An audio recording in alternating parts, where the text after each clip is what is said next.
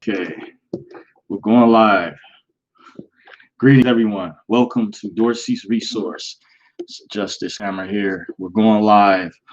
First, as usual, before we get started, the topic of this video is going to be hashtag walk away, why I'm no longer a Democrat. This is going to be part two. This is sort of like a continuation of the video that I did last night. As I mentioned, I was going to do a follow-up. I normally don't discuss politics, but I wanted to get this off my chest. And I've been saying this for a while. I have a lot of notes compiled with me. There's a lot of information that I do plan on going over if I have enough time. I'm also on a time restraint.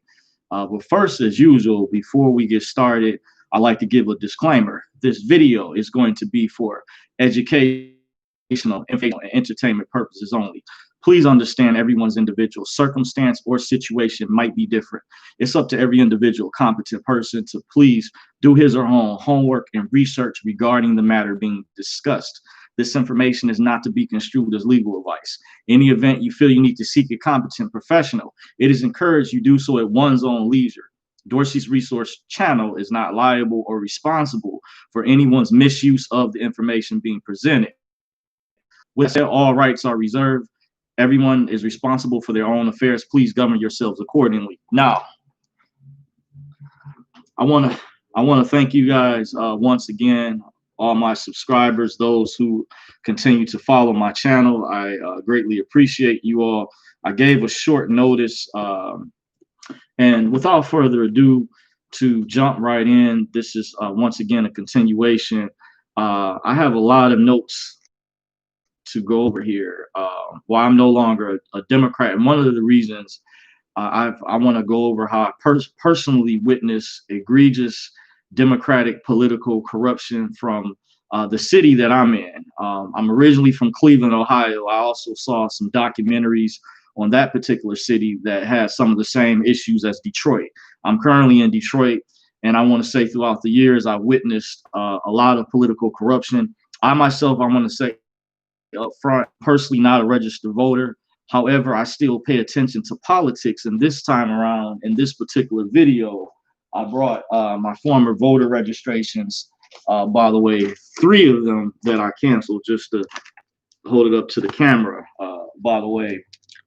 And I've not been a registered voter since 2004. However, I still want to give my opinion about the things, why I would never come back to the party.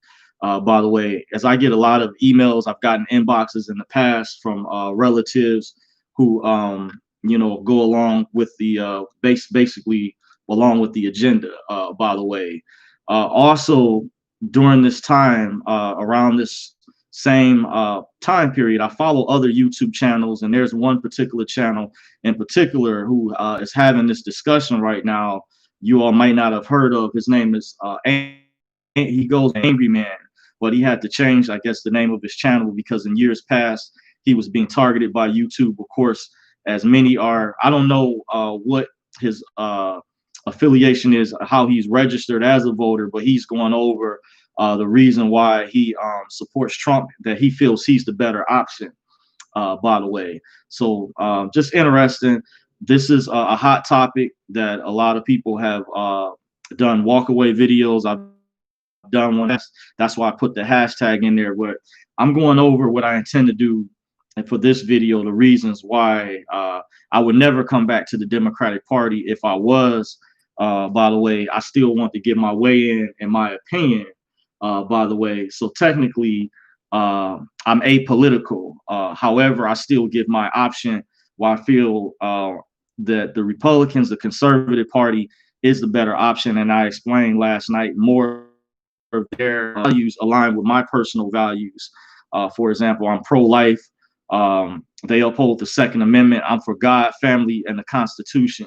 Let me say that again. I'm for God, family, and the Constitution. Even though I don't attend regular church anymore on a consistent basis, I grew up in the Christian church. And by the way, I'm acknowledge you all in the chat section. You guys are welcome to chime in, by the way, for those watching. And let's try to keep it related to the topic. I'll probably do a follow-up Q&A video for like any type of topic whatever, if I go live tomorrow. And this topic is normally not in my usual perspectives. However, I wanted to give my opinion as we're leading up to this historic election, another contentious election, similar to back in 2016, but maybe even more contentious. I understand where both sides are coming from, and I'm just giving my way in. And I've got a lot of notes versus last night in comparison. The reason why I swing more to the right versus the left. I see a few of you all in the chat. Someone just jumped in. All this woman says, if you're not a registered voter, then are neither Republican or Democrat. So what is the point?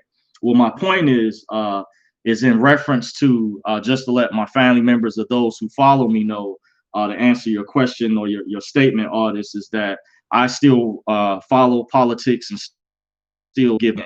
I'm also in a different category.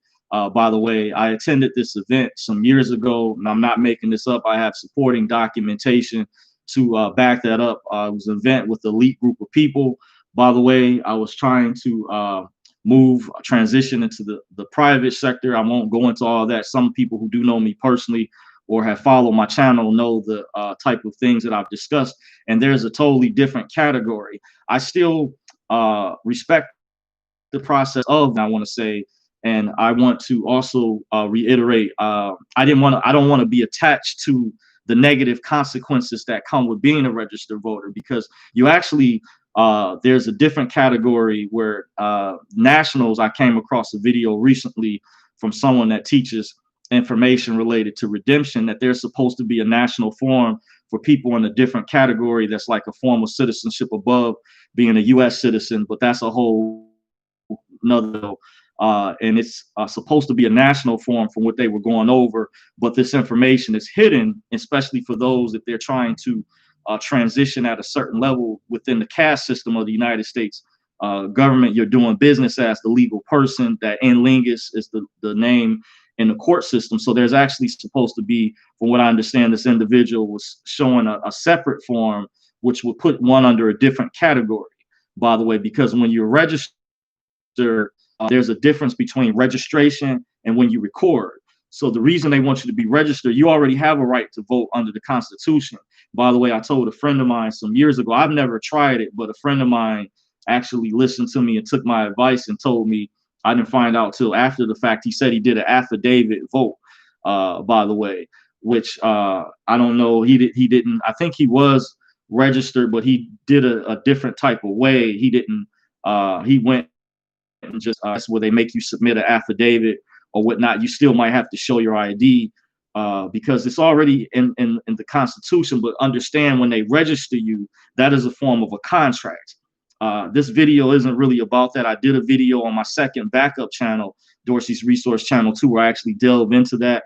And I've actually discussed some things behind the scenes with some subscribers, people that I met personally that have followed my channel, that do know, by the way, there's a negative context that's attached to that, especially for African Americans. By the way, I won't go into the details about that. And it has something to do with the, I'll give you a hint, with the law enforcement, with the police, by the way. Mary Saunders says, good evening, Mr. Dorsey. Appreciate you, Mary. Thank you for joining as a loyal subscriber. Appreciate you. All this woman says, by not voting, you are part of the problem, not the solution. However, I understand where you're coming from, but at the same time, that is necessarily true. The purpose of this video, I'm explaining, from my opinion, what's the better option, because there's a lot of corruption that I personally witnessed. I want to say that there's certain contracts that I do not enter into. By the way, this might not sound the normal. This is contrary to popular belief, because keep in mind, a lot of citizens and people are sheeple, or referred to as sheep, where they don't do their research or don't know about the private sector or the ruling class elite that run things. And I'm just giving my way in on my opinion about things related, where why I'm not a registered voter. However, at the same time, I still pay attention, and actually your local elections, still are very important. And I participated in those things many years ago until I actually woke up in the year 2004. To give you guys a little history, I voted for former Mayor Kwame Kilpatrick. He was known as a hip hop mayor.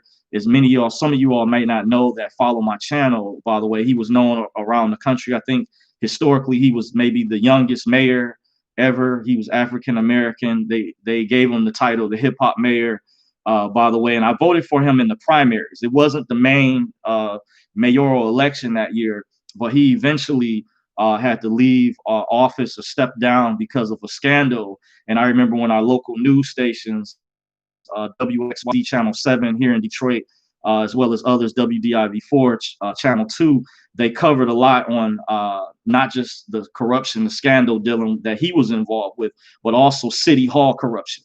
And these were all Democrats that I personally witnessed. There was a city council member by the name of Monica Conyers, by the way. I remember it was a big story where she had got involved in a big scandal with another city council member named Ken Cockrell at the time.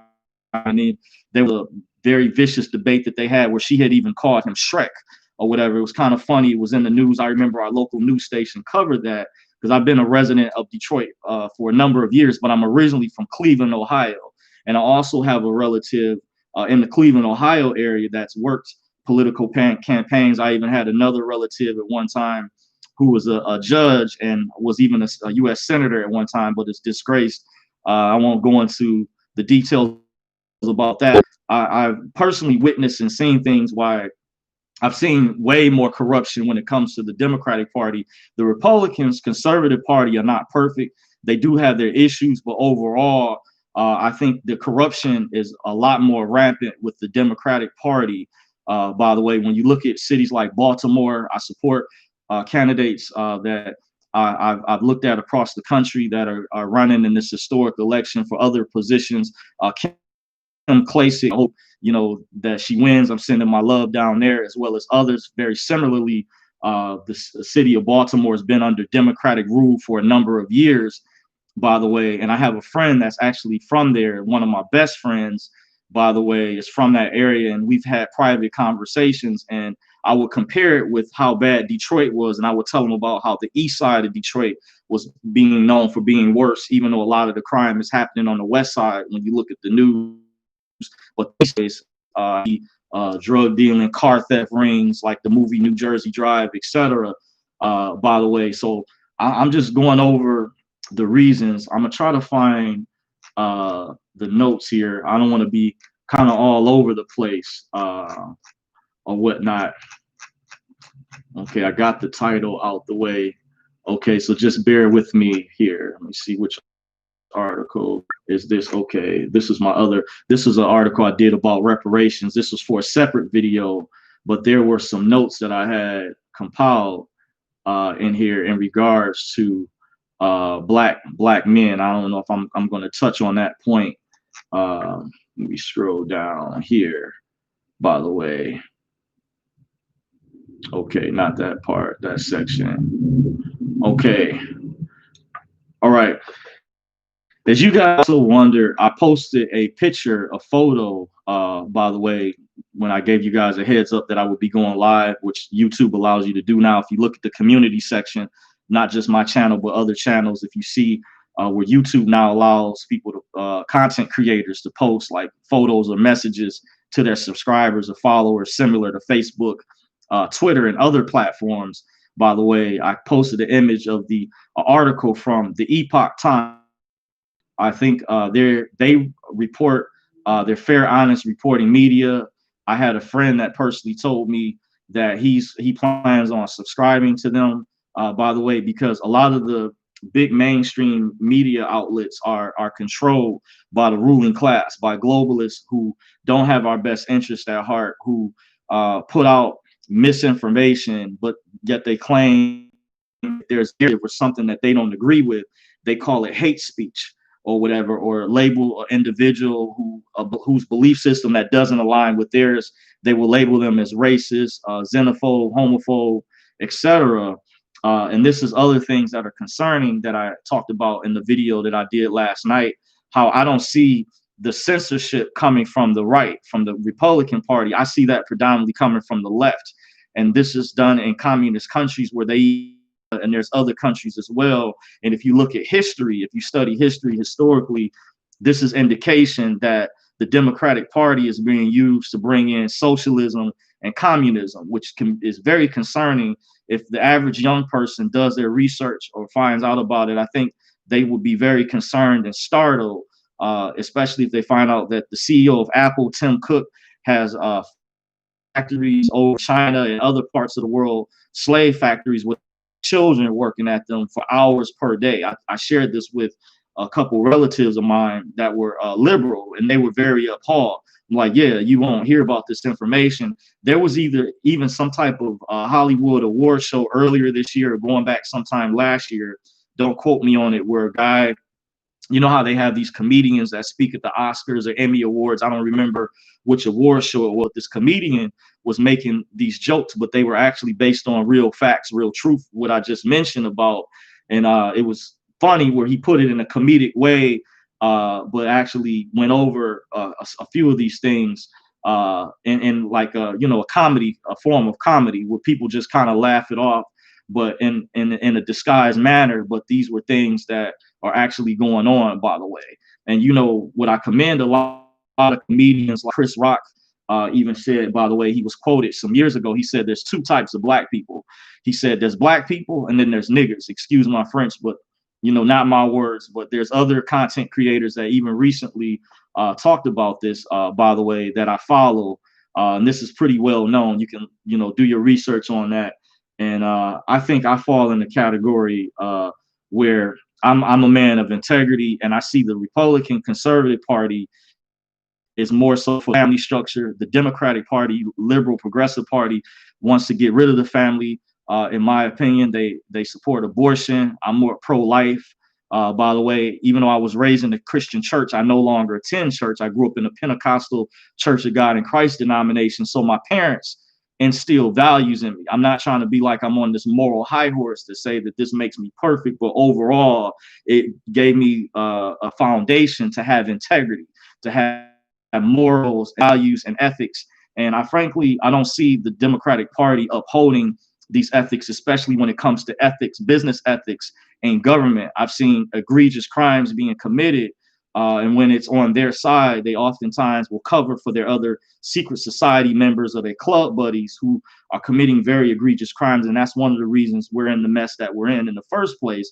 And that's who you refer to as the deep state, the evil, corrupt club members who are very corrupt in their behavior or have done things that they have not been held accountable for as of yet. So I believe in transparency, checks and balances, by the way.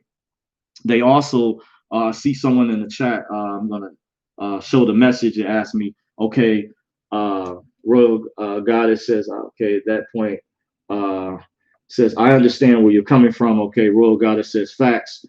Human child sex trafficking is deep. Pizzagate, yes. Thank you for confirming. And that's another thing about the Democratic Party. There's a connection with Hollywood and the entertainment industry. Not only the hip hop industry, where they use rappers as props to help try to promote them. Like if you heard Joe Biden interview the rap artist Cardi B, and there was some type of beef that she had with Candace Owens over it.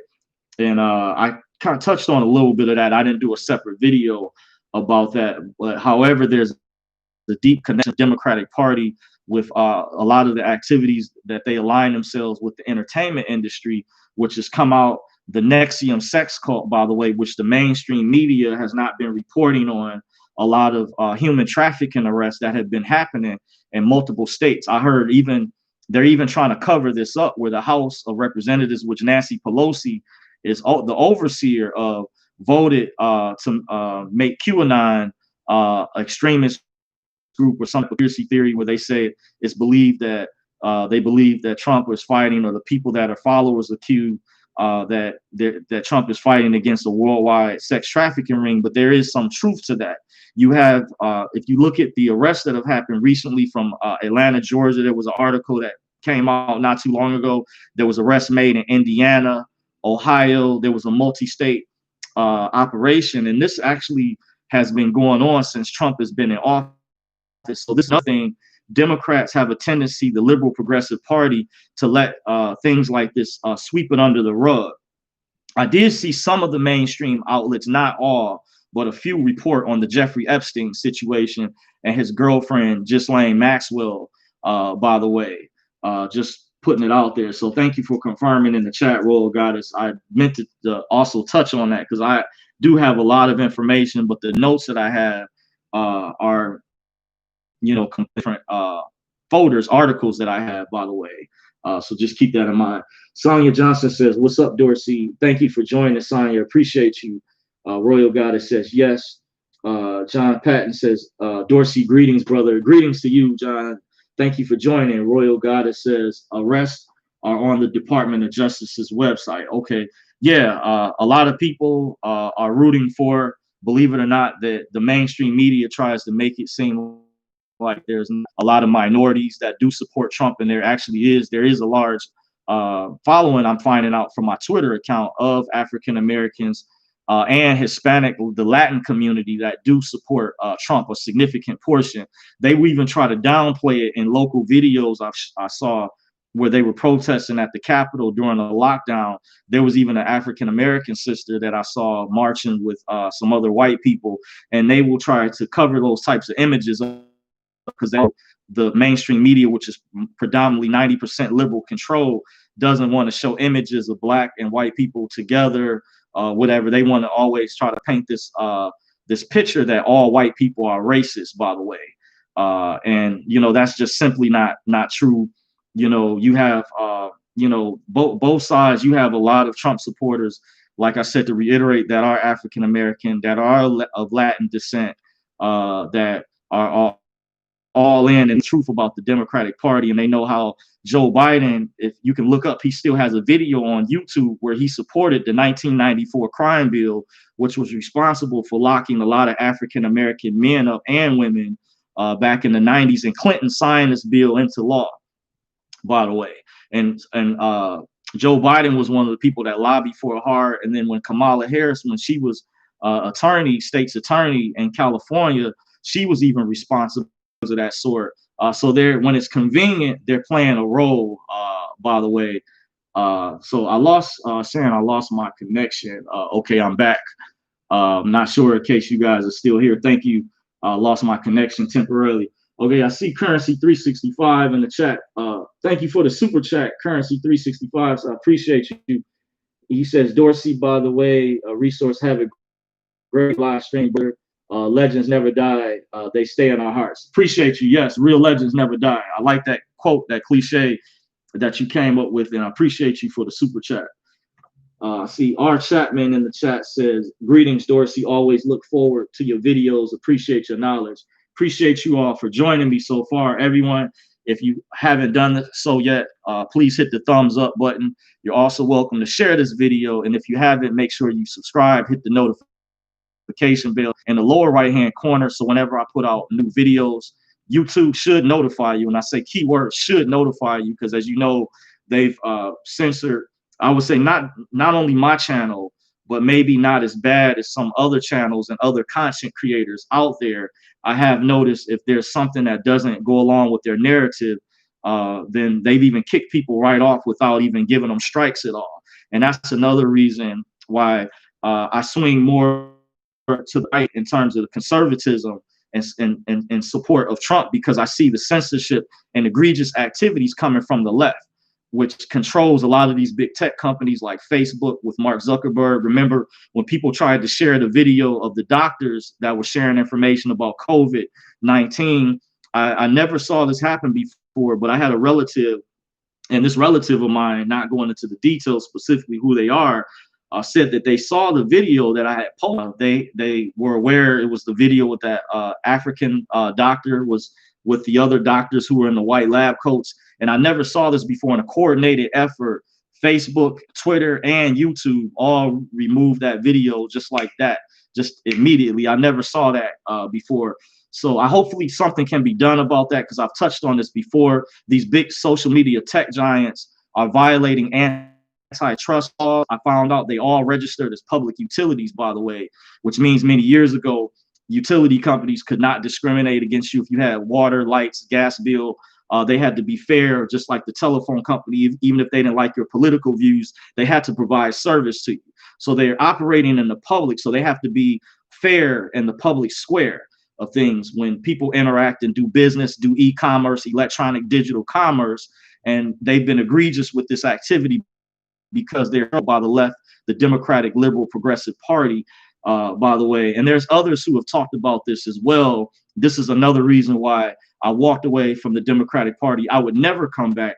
And in case you guys are wondering, I know it might sound like an oxymoron contradiction that I'm not a registered voter, but I want to give my take on why I swing more to the right versus the left. And what's funny is I'm left-handed, but they say that left-handed people use the right side of their brain. So that means I think the right way. I've actually had other people tell me this in the past, by the way, no pun intended, but I'm just saying, you know, that I see a lot of these crimes and coming from the Democratic Party. So hopefully, let me see if I can find some more notes. So I was going over the Epoch Times. They have YouTube advertisement commercials that provide concise evidence of the deep state, the surveillance that was committed by the previous administration, number 44, which this is not a conspiracy theory. NPR put out a statement in relation to something that they were discussing about the DNC not too long ago, that Trump claims that he was spied on, and they said this is not true. I'm here to tell NPR, no, they're lying, they're fabricating information. There was surveillance. Now, some people might get into the semantics that wiretap is old, you know, that was just like older technology. By the way, it's been proven there was a form of surveillance being committed, and you know, I hear that there's investigations going on, but the Epoch Times has put out, they even have a YouTube advertisement commercial. Once again, I've noticed they put out concise information, and a good friend of mine told me he was considering subscribing to them, by the way. So that's why when I let you guys, gave you all short notice of me going live, I showed like a map, because you can kind of go online and type in images. This is how I do research, by the way, and investigate, use different search engines, web browsers, by the way, in case some of them try to censor the information that you're looking up, by the way. So I'm here to tell you folks, it doesn't matter what side of the political spectrum you're on, but that is false information that NPR put out. And I know this for absolute fact, that Obama did spy on Trump's campaign, and it was involved with the FBI, as well as Hillary Clinton and other collusion, and multiple people were spied on as well by the previous administration. They even stated with this particular program, even regular U.S. citizens, as they call them, by the way, were surveilled as well. So the mainstream media has been complicit in putting out false information, fabricating false talking points, accusing everything that they disagree with politically being a conspiracy theorist. And I'm here to confirm that information is false in many cases. Not saying sometimes you do have independent or alternative media puts out information that may not be accurate, but this is also why I give a disclaimer for everyone to please do their own homework and research. But you notice whenever there's something that the mainstream media or someone in a political position of power does not agree with, they put out a false statement. Like, for example, recently with the arrest happened in Michigan, where I'm at, based on the story about these men who were supposedly coming up with this plot to kidnap Governor Whitmore. I saw her put out a statement that tried to accuse Donald Trump, saying during the debate he told the Proud Boys to stand back or stand by or whatever, which he did condemn white supremacy. However, when I had this relative send me this text message, I texted the relative back and let her know, no, the Proud Boys is a totally separate group. Now, in your eyes, might consider them a white supremacist group, but I don't. I see them as counter protesters, by the way. I don't see the Proud Boys looting, burning cities down, instigating fights with people, taking their food, doing violent acts. I don't see that. By the way, I've seen them at different events, different protests, but when the governor put out this statement to associate this particular militia group with the Proud Boys, these are two different groups, and I think she should have been specific with the distinct difference with that said. So she's trying to lump it in a category because they want to keep pushing racism. They want everyone on the left or people of color to see Donald Trump as being a racist. But however, he's done things contrary to someone who really is a racist, in some people's opinion, would not do things that racist people, in my opinion, would not do certain, by the way, in comparison to some of the policies that he's pushed forth. By the way, I won't say he's perfect. You know, he has his flaws like anyone else, but overall, I consider him to be a man of action. And you have to ask the question, before he took office, he was a businessman, and many of these politicians have been in office for years. So you have to critically think and ask the question, many of these Democratic politicians that are accusing him of these things, why have they not made major change? All of a sudden now they seem to care about Black lives, by the way, or these different movements. Why was this not going on years ago when some of these same instances were happening many years ago? By the way, that's going on now. Why is it all of a sudden in more recent times they seem to care or are switching things up? That's something to take into consideration, by the way. So they're waging a public relations campaign. If you study marketing, by the way, or communications, these collegiate classes touch on these different things. I don't see the Democratic Party, as far as being honest. This is another reason why I left them. In my opinion, they don't, a lot of the mainstream outlets that are controlled, by the way, do not do fair reporting, by the way. So I see someone else in the chat. Zelda Thomas says, so glad to see you. Thank you for joining, Zelda. Appreciate you all. In case you're wondering, I'm your host, John Dorsey, at Dorsey's Resource. If you haven't, you can follow me on YouTube. You can subscribe at Dorsey's Resource. Make sure you hit the notification bell in the bottom right-hand corner if you like the content that I put out. I'm also on Facebook, by the way, at Dorsey's Resource. I have two different Facebook pages for this particular channel. I'm also on Instagram at Dorsey's Resource _2019. That's my more liberal side, my more laid back side, by the way, in case you're wondering. My Instagram account might look totally the polar opposite. That's during downtime, by the way, when I'm just kicking back, chilling, whatever. My Twitter account, by the way, you can follow me at Dorsey's Resource. It's my more conservative side, by the way. It's where I'm more, I follow other Black conservatives and other people on there, by the way, in case you're wondering, which I don't shy away from.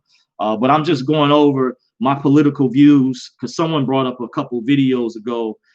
They had asked me my thoughts on the Breonna Taylor situation. I had already given my opinion, but I might delve into that or things related once again, by the way. But I'm going over the reason why I would never come back to the Democratic Party. And the reason I'm doing this video is to basically get this off my chest, let my relatives know, or those who do follow my channel, my work, that I pretty much, I see the messages, but I follow the mainstream media. When I get off work, a lot of times I'll check Yahoo News, I'll check the mainstream headlines. Read articles, by the way. When that story broke and my relative first texted me, I didn't text him right away. I went to WDIV Channel 4's website and read the article, by the way. So it's showing so far I've lost, saying my internet connection is unstable. Okay, let me see here. Guys, let me know. Give me a thumbs up in the chat if you guys are still following me. Okay, it said I had lost my internet connection for a moment there. It looks like I'm back. So I was double checking. Well, appreciate you all for joining me. So I'm going to delve right back into the information that I'm going over, by the way. Okay, here. It's a lot of information I have to go over. Okay.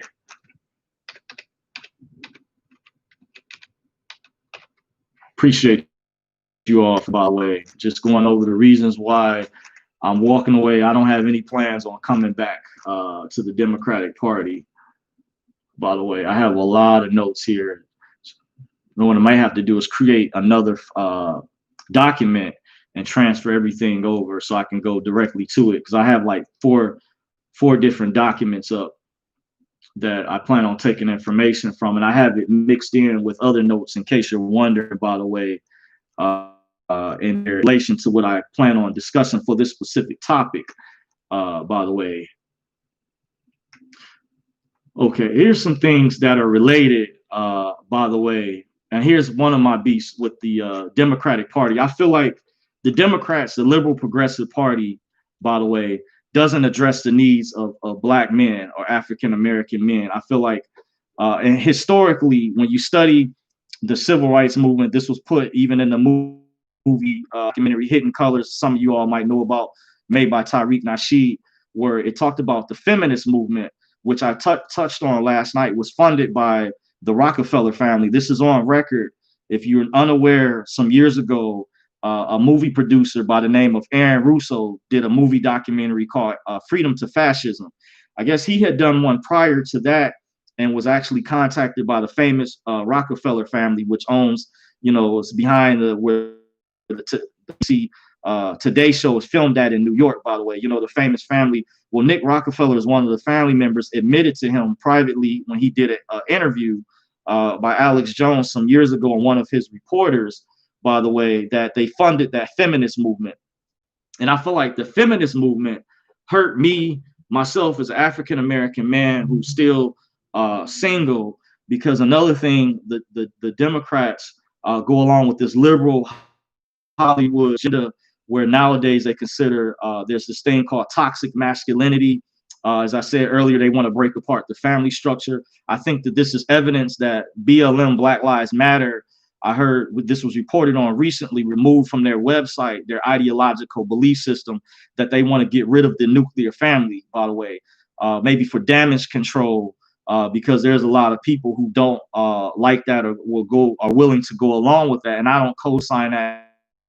And I feel like it's an attack on my masculinity. And I feel like men throughout history have contributed a lot to society, to a lot of inventions and things that we have as well, that there needs to be fair and equal balance, by the way. So this is another pet peeve. So there was this rap artist, by the way, I was listening to this discussion about, where a lot of melanated females use the tenements of feminism, feminist ideology, which corresponds to the Democratic Liberal Progressive Party, where they like to take the benefits of situations like with the entitlement program, such as welfare, HUD, Section 8.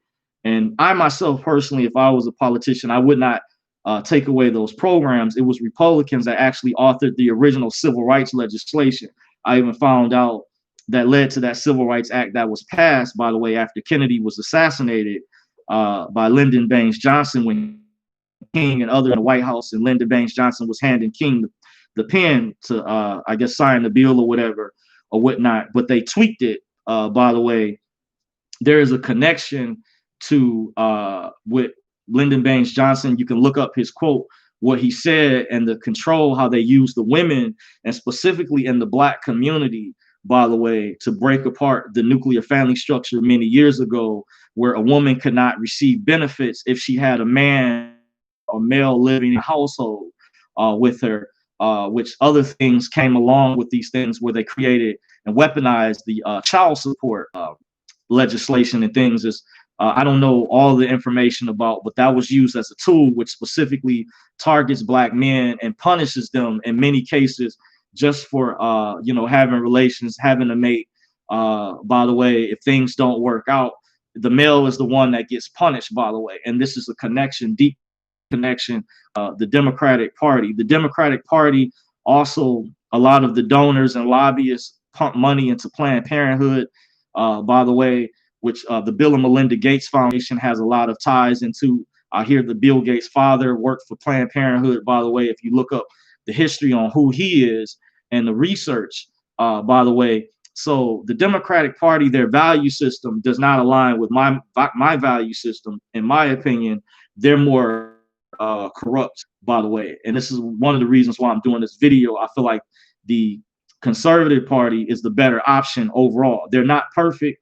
However, this is why I don't co-sign and will go along with the Democratic Party, because they promote feminism, and they put the woman at a high rank above the man. They give her a lot of benefits and put her in a protected class, when equally, I think there's Black men contributed a lot to struggle, not just from the civil rights movement, the slavery era, that my former history teacher showed. There was a movie called Glory that Denzel Washington and Morgan Freeman played in, where they fought Black men fought in the wars in years past, not just World War I, World War II, and the Civil War, and contributed to marching and fighting in the movement. But when it comes to divvying up the spoils, and I'm not trying to preach victimhood, but the Democratic Party seems to jump over, skip Black men in particular. So Black women, at the expense of Black men, are willing to crush, weaken Black men to take these benefits that feminism brings along.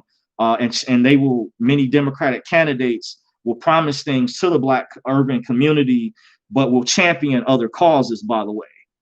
You see, so that's another thing I have in the connection that I'm drawing from some of the notes, is that you have feminists, not all, but a significant portion of Black women who co-sign this ideology, like to take advantages, benefits of the situation, but they don't want to deal with the consequences. Black men have experienced broken homes and neglect by not just the father, but however the mother in many cases harbors this bitterness towards the father and takes it out on her sons, by the way. Oftentimes this is not discussed or talked about.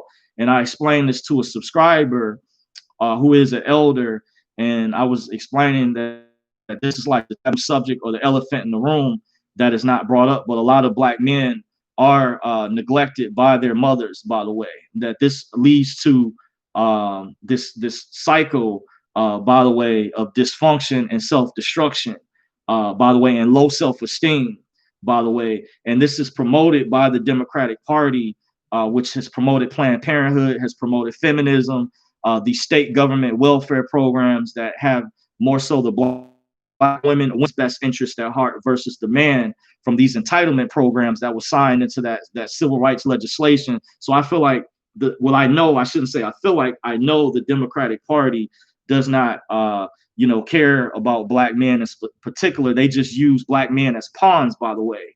And that's why many years ago, once again, it was Joe Biden who authored the 1994 crime bill, by the way, and Clinton signed it into legislation, which was responsible. Some people still locked up to this day, by the way, as a result. Because, once if someone goes into prison, they can easily get caught up on other charges from the lifestyle, with things that you have to deal with in there, with gangs and other things. You can pick up other additional charges too once you get caught up in the system, by the way.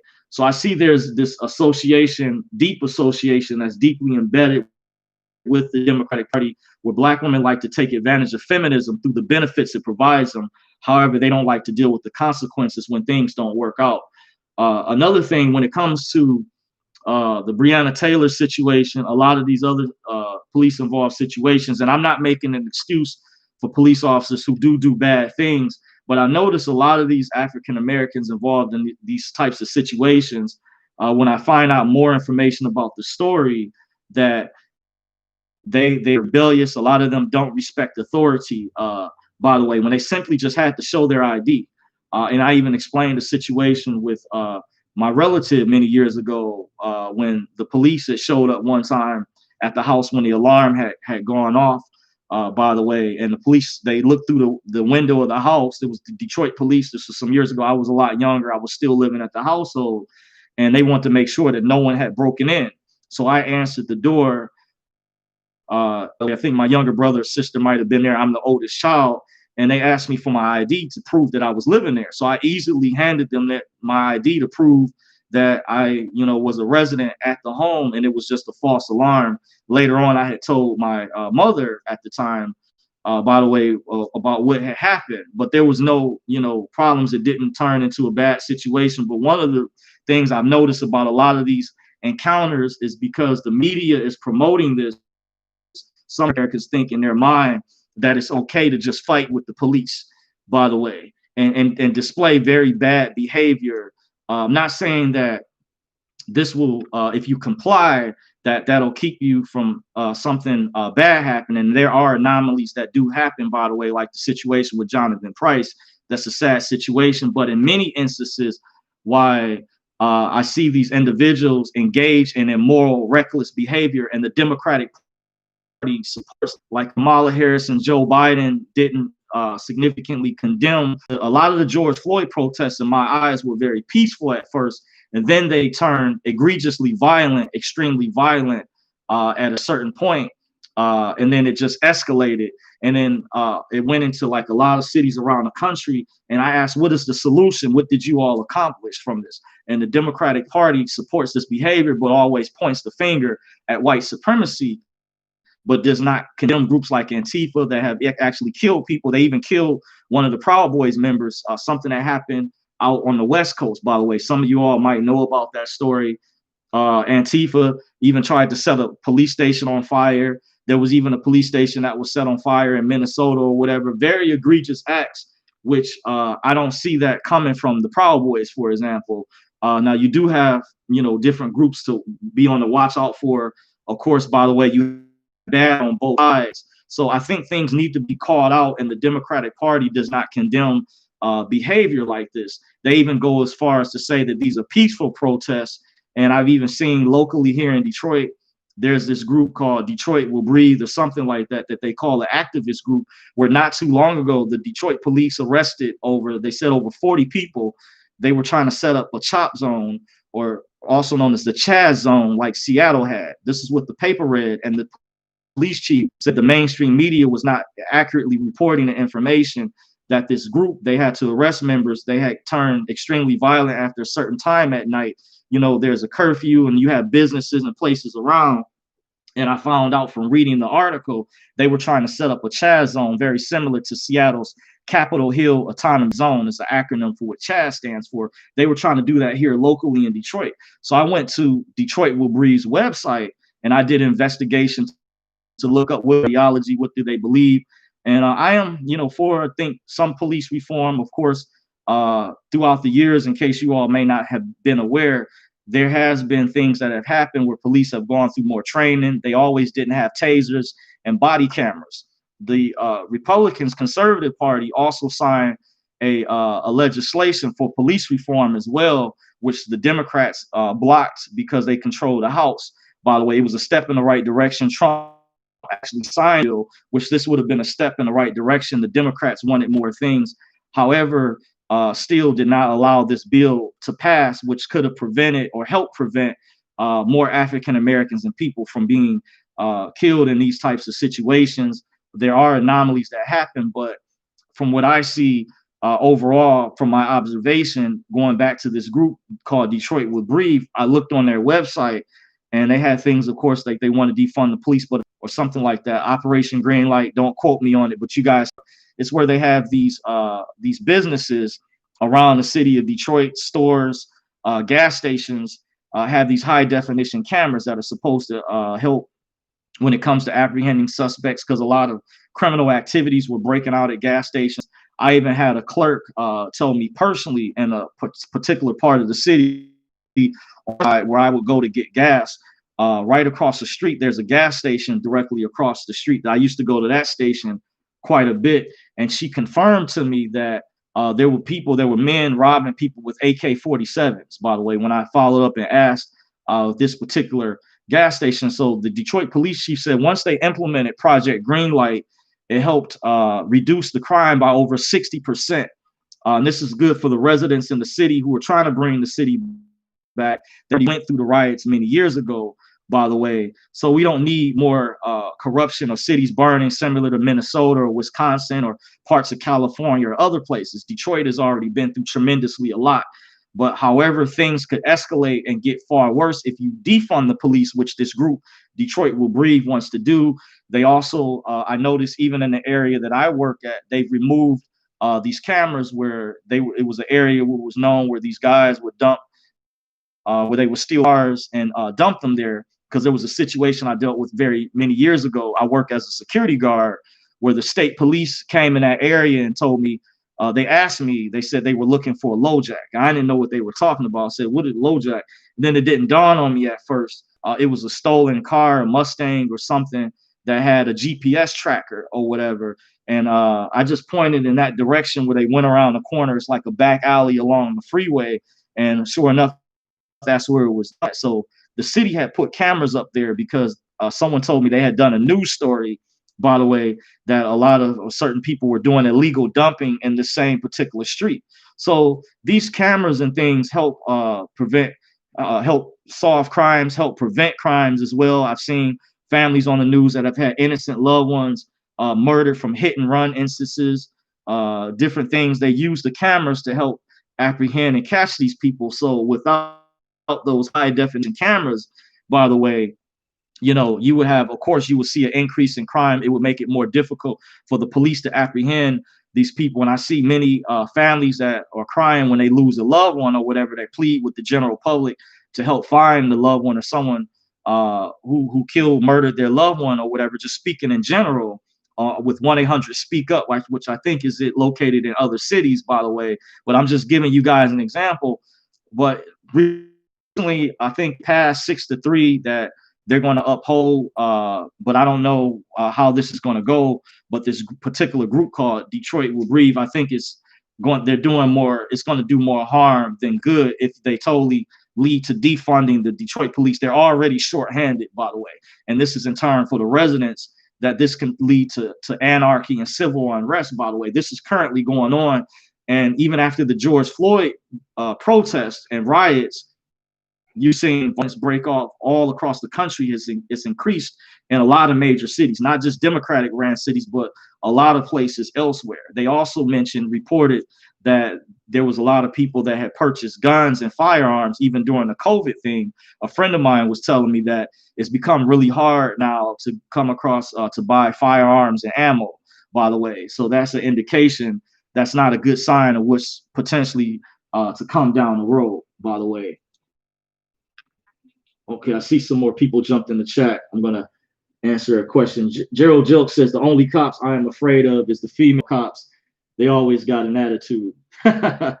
Okay, yeah, I understand. I think you may be in Canada too, Gerald. But big shout out to you. Thank you for joining in the chat. Mary McFarlane says, so do you think blacks and whites are treated the same by cops?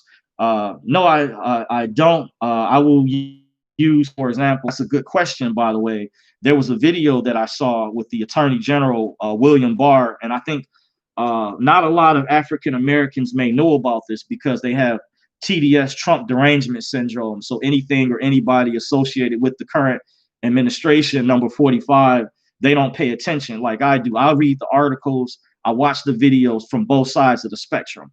You know, I don't get triggered or anything like that. I can still watch Joy on MSNBC, CNN, but I listen to both sides. And William Barr actually said, yes, he does feel that African Americans are pulled over by the police more. So remember, I mentioned earlier, they actually had put together, and Trump had signed an executive order. I think it needed to go through the House, so it went the opposite direction. But since the Democrats control the House, they didn't want to sign this bill for police reform that would put more strict measures on the police, by the way.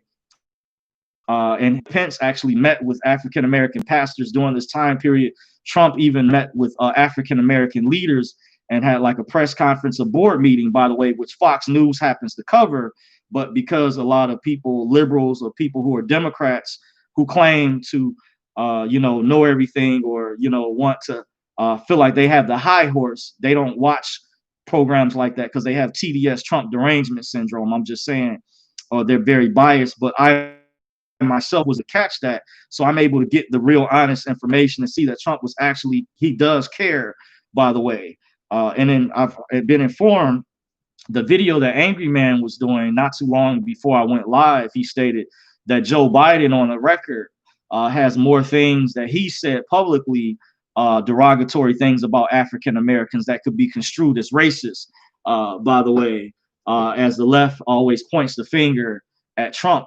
And also Joe Biden was good friends with former plantation owner James Eastland, former senator known as Jim Eastland. Look, you can look up James Eastland.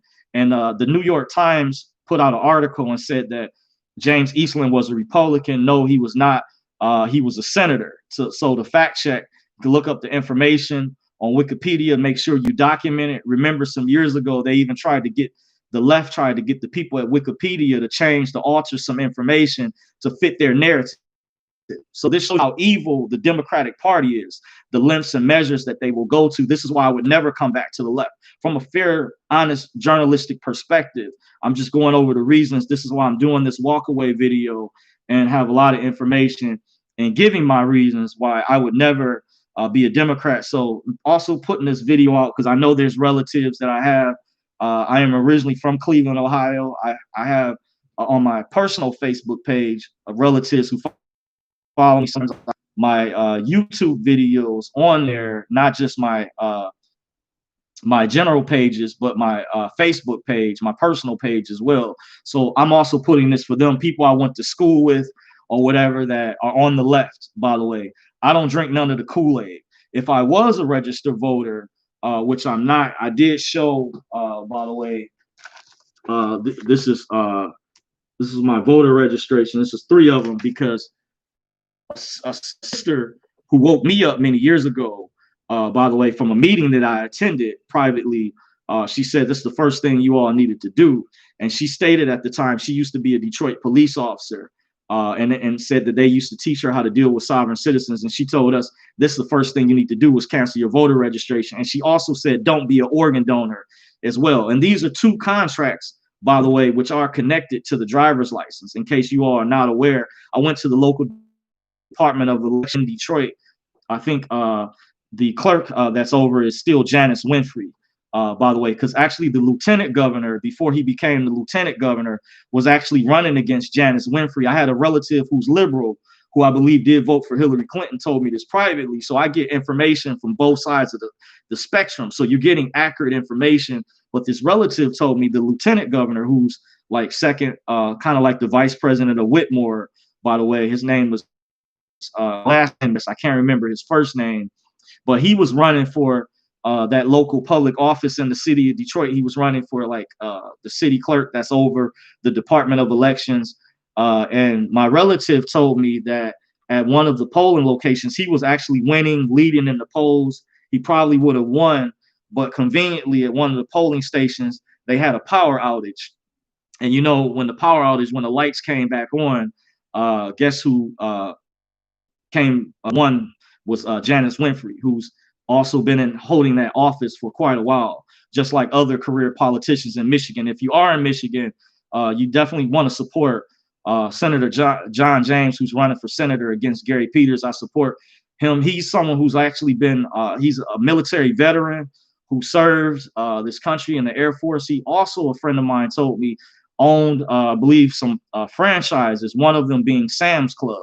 So he actually employed people, by the way, and he said he would support Trump 2,000%. They try to use it against him in the commercials, but I would say he's a candidate that I would support if I was a registered voter. If you are registered, you want to support John James, by the way. I think he's someone who definitely deserves a chance against other career politicians, by the way, just like Kim Klacik down in Baltimore, by the way, when you look at what's going on. But the reason I told that story, so in a way, you know, Gilchrist, who's now the lieutenant governor, may have been like rewarded, but he was running for that position. So my relative even told me, even amongst the Democratic Party, there's major infighting within the city, by the way, within people who are members of the Democratic Party. I've seen very egregious activities, misconduct cases on the local news, such as WXYZ, Channel 7, from reports, even from the former city council member, Charles Pugh, who went up in a scandal where he was having a homosexual relationship and some other crimes. And I heard when he first got into office that they had even stolen money or skimmed money off the table, by the way, from whatever the city budget that they use. But he was tracked down by the investigative journalist Ross Jones that works for Channel 7, which is WXYZ, connected through Scripps Howard, which is going through ABC, which ABC is owned by Disney, by the way. And I have a map to show many of the news agencies, local news agencies, lower level news agencies are controlled by super conglomerate corporations, which means they have a narrative that they're pushing. And if some of their journalists that work at these stations go against that, then they could be fired or terminated. So I do know that they're taking orders, but you still had a few good journalists left. So I have watched good reports locally from their investigative team, which I've liked throughout the years, such as the reports that Heather Cataldo has done, Jones, and Jim Kirchner. By the way, very excellent reports. I like the one in particular some years ago that I just said her name, by the way. Heather Cataldo, she did on this particular firm that was stealing houses from people that were supposed to go to their relatives. They were like estates that was supposed to get passed down, and it was like a whole big expose how the court system in this particular office was making money. There was like a team of lawyers, and they were basically underhandedly stealing houses from people to show they were using basically their abuse of power and misconduct. And that was a very eye-opening story because I think it has relations to information I've studied in the redemption education, by the way. And I think I've downloaded videos a long time ago, but they've done different investigative reports. You have even other local news stations that like the Fox 2, the Problem Solvers, and then the WDI Channel 4 Defenders. It's just nowadays the narrative has changed as of lately where they're promoting Black Lives Matter. They're promoting like stories with these run-ins with the police. So they're trying to shift the narrative away, which I can tell. That's why some people I feel like are just jumping on the bandwagon, by the way. But I'm going over, I have a good memory. And this is why I would never co-sign the Democratic Party and would never come back. I'm even looking at least if I don't move out of state, I at least I'm trying to look at moving out of the city. By the way, where I'm leasing my apartment at. I feel like I'm paying too much to still be in the city. A friend of mine says I should have moved to the suburbs a long time ago. I actually could have, by the way. But but I'm looking at, definitely taking my tax dollars, getting out of the city because I've seen the corruption, and the corruption is very rampant. I'm just letting you guys know from my observation, the Democrat Liberal Progressive Party paints this image that they're the party for the poor, for the little man, which in some instances I can see, but there's at the same time, there's a way the corruption outweighs the good, so-called good that they do. And I just don't see some of these things, the majority of these things coming from the right, from the Republican Party, by the way. Lady Tech says, I canceled mine a few years ago. Okay, awesome. I see. Let me jump back up. Royal Goddess says, laugh out loud. Yep. The Lady Tech says, hi, Dorsey. Greetings to you. Thank you for joining, Lady Tech. Gerald Joke says, I have some cops treat all people bad. Yeah, I definitely understand. There are bad apples out there. So I don't want you guys to get it twisted, but I'm just going over how the media, the mainstream liberal controlled media, is spinning the stories a particular way to fit their narrative, by the way. The things that they want to prop up and put on a pedestal, by the way. Mary McFarland says Republican and Democrats are all the same. I don't have anything to show from either. Yes, I agree for the most part. However, when it comes to Trump in particular, I think I've heard people say that they consider that he's part of the establishment. But in my opinion, several things, I don't think he's part of the establishment. I think if he was a club member, a part of the secret society, by the way, that would protect other members.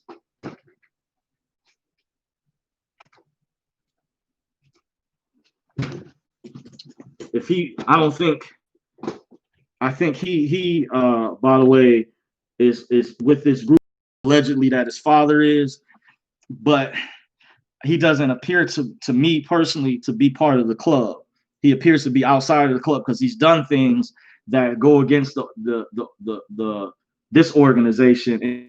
And we've had a president not since John F. Kennedy who's gone against the grain or whatever, or the so-called establishment, by the way. And that's why certain members, even within his own party, are even against him, by the way. But I think it's in their best interest as far as Republicans to back him overall 1,000%, because the Democratic Party, which is being funded by the ruling class elite, members of the group, the Davos group, by the way, that they're going to try to get rid of the Republican Party completely, by the way, and bring this country and try to overthrow this country and bring it into not just socialism, but full-fledged communism, by the way. So that's the difference, I think, this time around versus where Obama and George Bush, for example, or the Clintons, their establishment, by the way.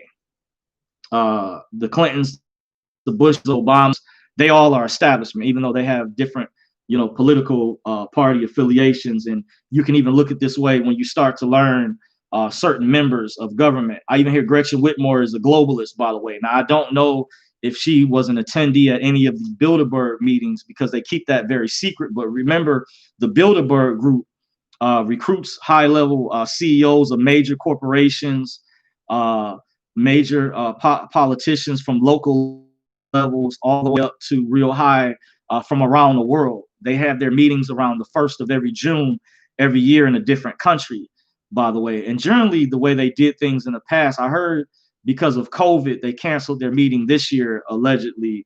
But in years past, they've had it in the United States during an election year, by the way. But they actually, I think they had gotten smart, because they normally, the past couple elections, they had their meeting in Chantilly, Virginia, but they were met with protesters, because many years ago, they never wanted there to be public attention or any activity. And I found out they didn't want any major mainstream media attention. If you guys remember many years ago when Obama and Hillary Clinton were running against each other, and they went missing from the mainstream media reported, they didn't know where they were at.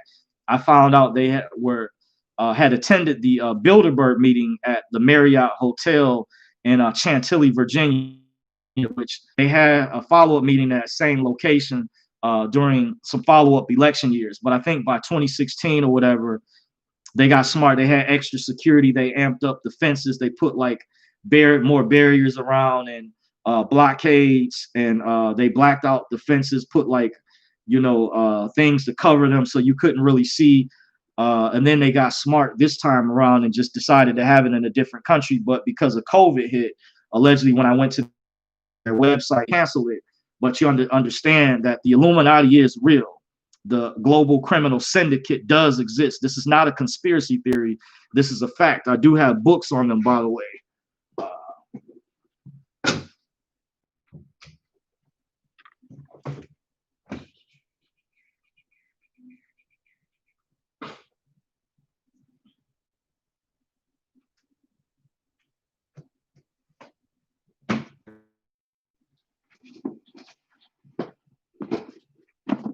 Here's another book, by the way. This is called Bloodlines of the Illuminati by Fritz Springmeier. By the way, he's also like a historian. He went to West Point some years ago, that military school, by the way. Just a little bit of background, but he investigated some of these families, these bloodlines or whatever, by the way, who come from many from aristocratic nobility.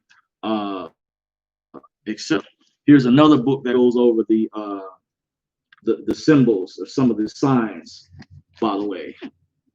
This is by the author Tex Mars. As you see, it was purchased at Borders Books. The sticker's still on the back, by the way. Get some more lighting in here. Here's the stove. And here's another book that a friend of mine he actually had purchased this book, but it goes over homegrown terrorism, how see if I can give you guys a little tidbit of it. But different throughout history, different groups that they label as different domestic terrorists or whatnot.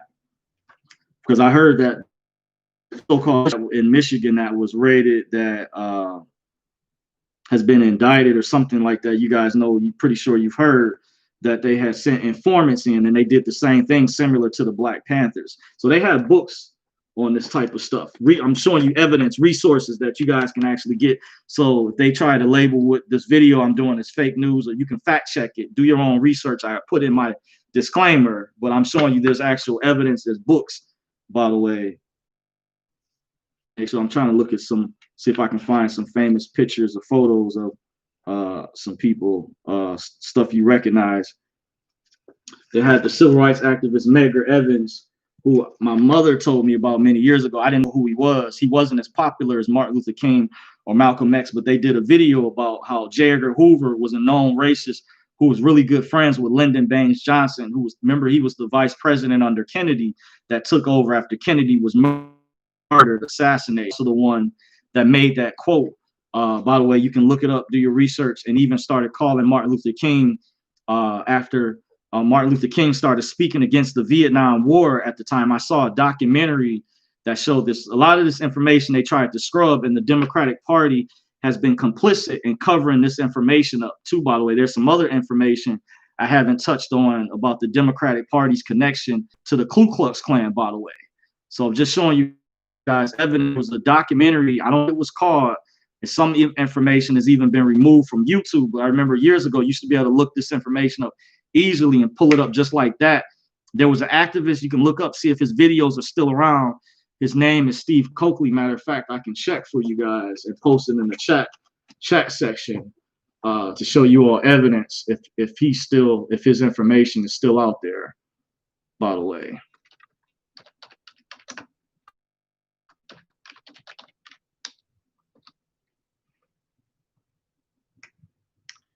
Yep. Yeah, okay, I'm gonna see ANC Steve Coakley. Okay, I'm gonna put it on the Boule.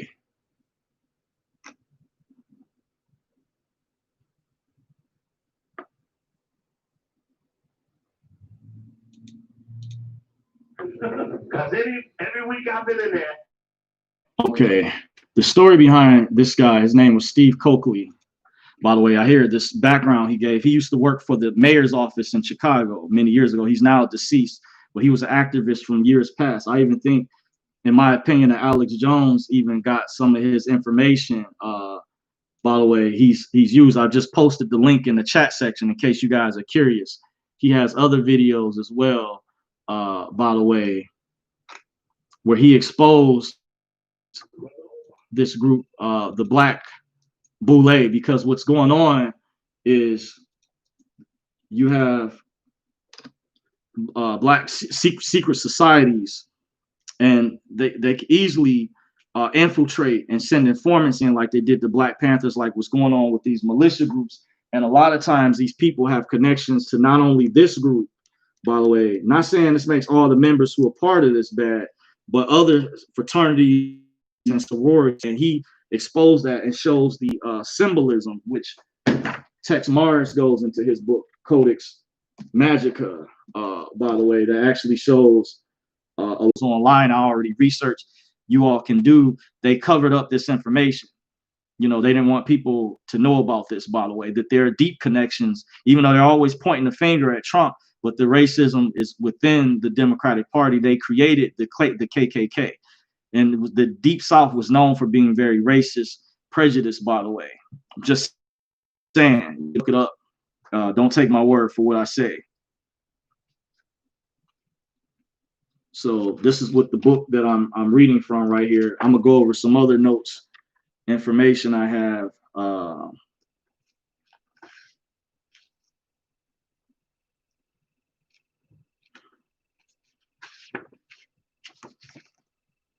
I know who this is. By the way, see if there's other people there.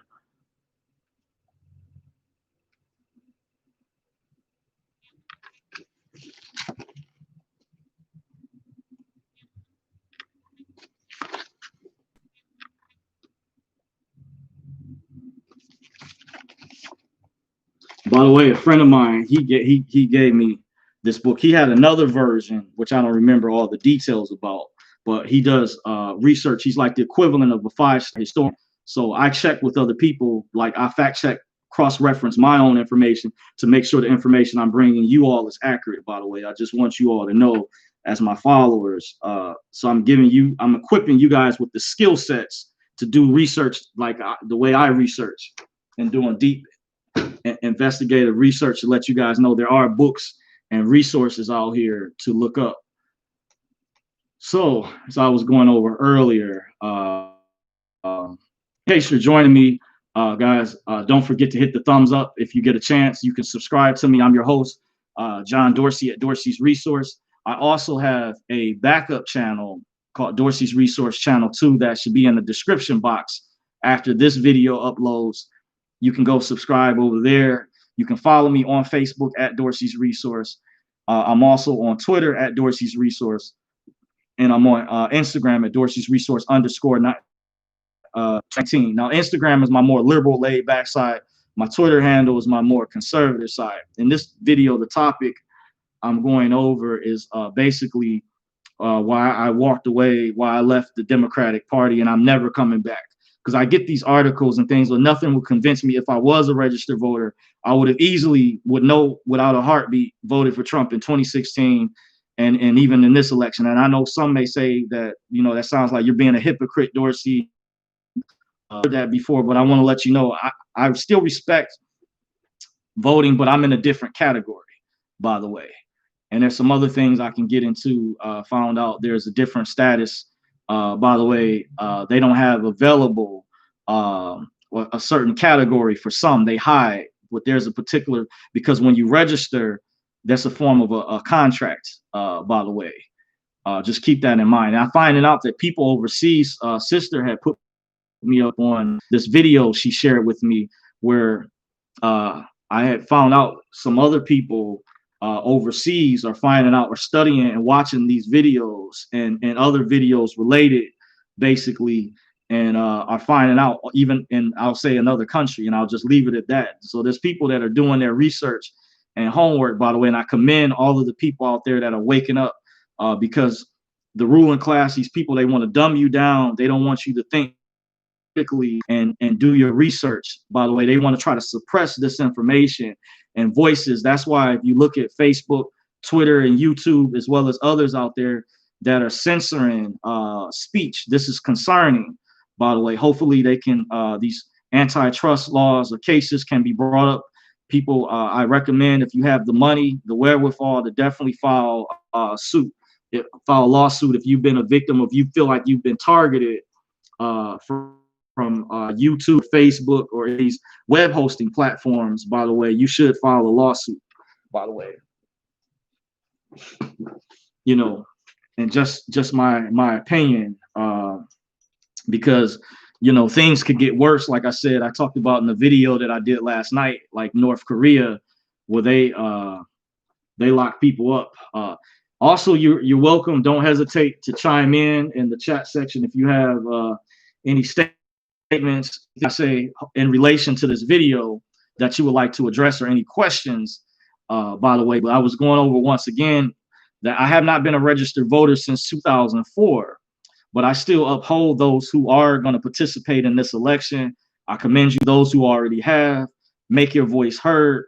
I'm in a different category, so I don't want to make it seem like I'm a hypocrite. So understand that. But my tax dollars that I spend when I work still contributes to the GDP of this economy, the gross demand, in other ways. It's just I do not want to be attached to the negative consequences that comes with being a registered voter and certain contracts as well. So keep in mind, as a free American, by the way, you have the freedom to choose, you know, just keep that in mind. I shared this with the relative, by the way, and I did a video about this, some of these things related, on my second backup channel. So in case you're wondering, you can go over there, check that video out. Let me know, by the way. The lady text says, do you know about the Bloomberg trials? No, I've heard of the Bloomberg terminals. Okay. No, I don't know about that. By the way, you could elaborate. I'm welcome. I'm open to hearing information. I heard he said he was going to spend $100 billion or something like that towards Biden and Kamala. By the way, it's like he has a lot of money. He's a billionaire, just like George Soros, by the way. So I don't know if that has something to do. Of course, they were caught cheating in the past. They did do some cheating, even though Trump still won by a large amount in 2016. By the way, I heard even in the state of Georgia, in real time, they were trying to flip the machines for in favor of Hillary Clinton. By the way, and Homeland Security or something, they had to come in and stop it. By the way, but in live time, I heard reports that people voting in the state of Wisconsin that voted for Trump, they saw from using these electronic voting machines, their votes were flipping for Hillary, by the way. So it's not a coincidence. I've heard that Soros owns voting machines and stuff like that, but I think they're going to try to do their level best to make this election fair, by the way, fair and honest election. By the way, because you guys obviously know, you've heard about the mailing thing, the ballots I don't know all of the details and stuff with that. But however, they have been reports. There was a lady, a guest that Alex Jones had interviewed some years ago by the name of Beth Harris. She's supposedly like bipartisan. She's neutral. She's actually a liberal, but she's like an overseer that oversees fraud, voting fraud, and corruption. And she reports show that even when Obama really technically from her reports, it's neither here nor there because it's passed, but they flipped the Romney was going to win that night. Remember, he was in a significant lead earlier on, and I heard in Obama's second term, Obama won the first election in a landslide. That was real. His numbers were astronomical. But his second term for re-election against Mitt Romney, Romney actually won. But she said they used the things, and there was fraud. There was from the indication, I guess, that comes from the group or agency she works for that's able to track what they were doing. And I remember that night, I even had a friend, he was a liberal, by the way. He was a Hillary Clinton supporter. And he called me the following day. I was on the phone with him, and he said it was very suspect how Romney was in the lead that night significantly. I remember seeing posts on Facebook from Obama supporters who were concerned, very worried that he was going to lose based on the momentum that Romney was at. Then all of a sudden, by the end of that night, Obama had won re-election. But Obama, that's another example. Him and Romney was like a neocon, basically. When someone made mention earlier, Marie McFarland, Republicans and Democrats being the same, Romney is a former, he's like that, he's establishment. But I would say it's in his best interest, because he is a Republican, to get and double down and support Trump, because the party that's his opposition, that's his competition, and the ruling class elite want to make the Republican conservative party obsolete. They want to destroy them, by the way. So that's why I think it's in their best interest. All the Republicans need to double down and support Trump, and even the people out there that know the truth, that are really woke. Conservatives are the better option, in my opinion. They're not perfect, but the Democrats I'm going over while I'm doing this walkaway video, they're way more egregious with the activities they've committed. I saw too many stories on the local news here, and even in other cities, by the way. So the lady section seems like they are all corrupt. The D's, yes, I heard that many cases. So yes, but for the first time ever, I think Trump, he's not bought, he's not paid off by many previous politicians. You have to look at it like this. A friend of mine pointed out that, keep in mind, Trump made his money before he got in the office off of golf courses, real estate, apartment buildings, casinos, hotel chains, and things. But you look at Democratic politicians before they went in office. Remember when Obama went into office and they mentioned what him and Michelle, they said it was around 5 million, by the way. And I was like, what's the importance of this? Like, part of the initiation, you have to write a book. A lot of times you're going to be a lawyer or whatever before you go into office. It's going to be, ways, because remember, him and Hillary each had a book. They were running a vicious campaign against each other in the primary. She eventually conceded. By the way, when they met privately at the Bilderberg meeting, I heard that because the Rockefellers primarily controlled America, they decided they wanted to see Obama, but the Ross preferred Hillary Clinton. This is what I heard allegedly was discussed at the Bilderberg meeting. Remember when Obama and Hillary disappeared from the press back in 2008? You guys were paying attention back then and remember that. I remember, by the way. If you go back in time, that was a big news story, by the way. So just don't take my word for what I say. Go and do your research, by the way. Just reporting the information. But very interesting things that kind of got sidetracked from. I'm going to go back to my notes here. By the way, so I did mention earlier that you have big social media platforms, which are primarily if they had political views, they support the Democratic Party. Facebook, Twitter, YouTube, as well as other web hosting platforms. They're going to great lengths to remove videos like the one with the doctors who've been coming out as whistleblowers. Videos YouTube has removed. the documentary that Willie Weaver, what's her name, Millie Weaver, the Shadowgate documentary was removed, taken down by Facebook, Twitter, and YouTube. And they're removing these videos very quickly, labeling them falsely as harmful without due process, by the way, without evidence. And then they'll say sometimes the excuses will be, they'll say due to COVID-19, their review staff cannot review a video.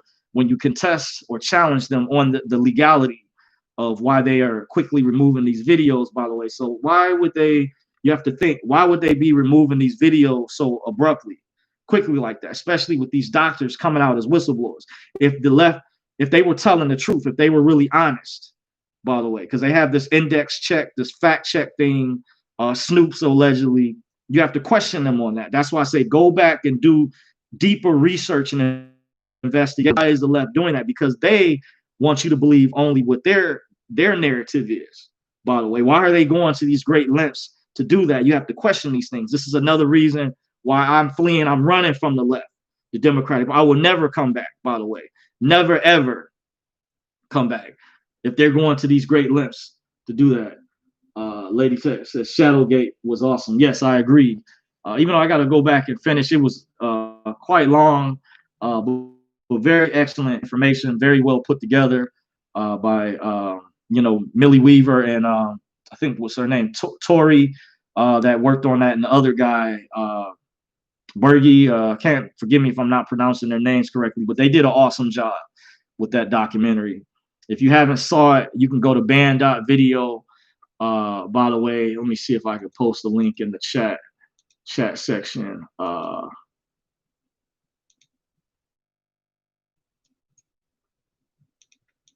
Well, actually, band.video might not have it. They still might have it, but I'm gonna post a link to BitChute, by the way, to check out.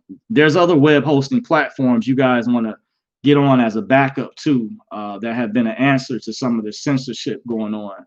These are other web hosting platforms that you can get on. I'm posting in the chat section for you guys to check out.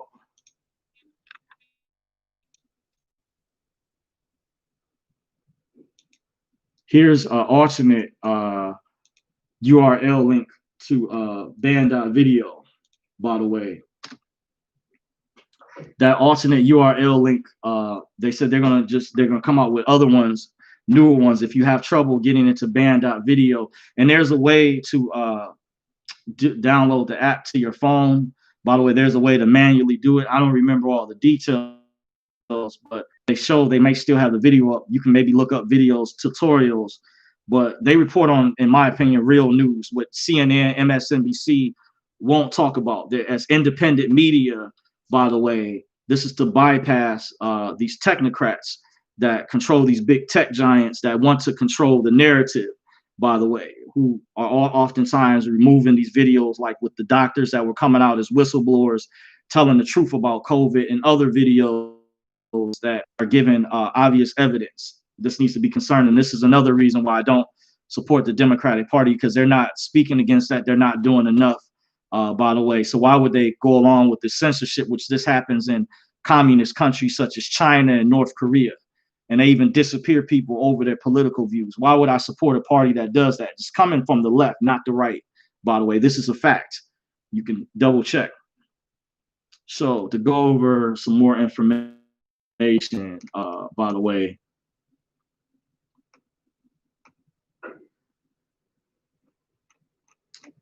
you see, for example, okay, more African Americans. Okay, I talked about, I think I covered the protests earlier. I'm going to go over in regards to Antifa. Many of the same people that live in the suburbs where they hate for blacks to come, they come to Detroit. They do this in other cities. They cause trouble. So if we were to go to the suburbs and protest in their neighborhoods and tear stuff up, like some say all hell would break loose, by the way. Doesn't make sense. That's like me saying, because you have other ethnic groups of white people, Caucasian people, that's like me saying, going and protest for Italian, saying Italian lives matter. I'm holding up a sign. I'm saying Polish lives matter, Greek lives matter. So it's very suspect that you have people at these protests that are claiming Black Lives Matter, but if you put the shoe on the other foot and say you have other ethnic groups of Caucasian people, let's say I'm holding up a sign saying Irish Lives Matter, but I don't have any Irish in me, by the way. So I find it very suspect that one lady was telling me her daughter was at a Black Lives protest in the state of Indiana. I won't say which city, but when her daughter had came back, she had saw all white people were there, and she didn't understand. On that, I'll go into detail. Someone asked me about the Nick Cannon situation not too long ago from that interview that he did with Professor Griff, and I recommend these two books, by the way.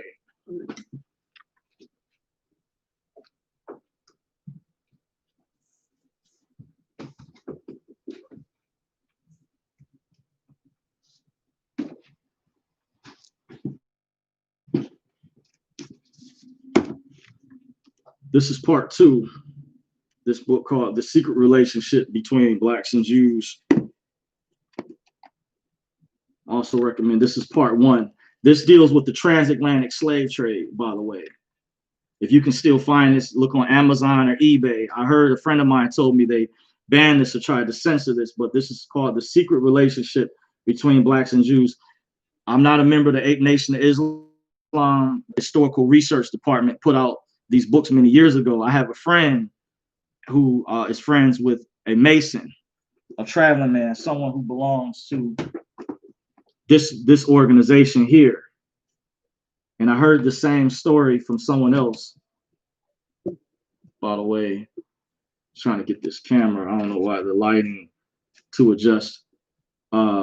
He put out, he said, you guys need to get this book. This one, which I'm not finished reading, goes through the families, the specific Caucasian families that participated during the slavery times that own other Black people. This is why it's not a coincidence why this same lineages, these bloodlines, by the way, control, if you look at the entertainment industry, you look at sports. Remember Jay-Z put on his 444 album,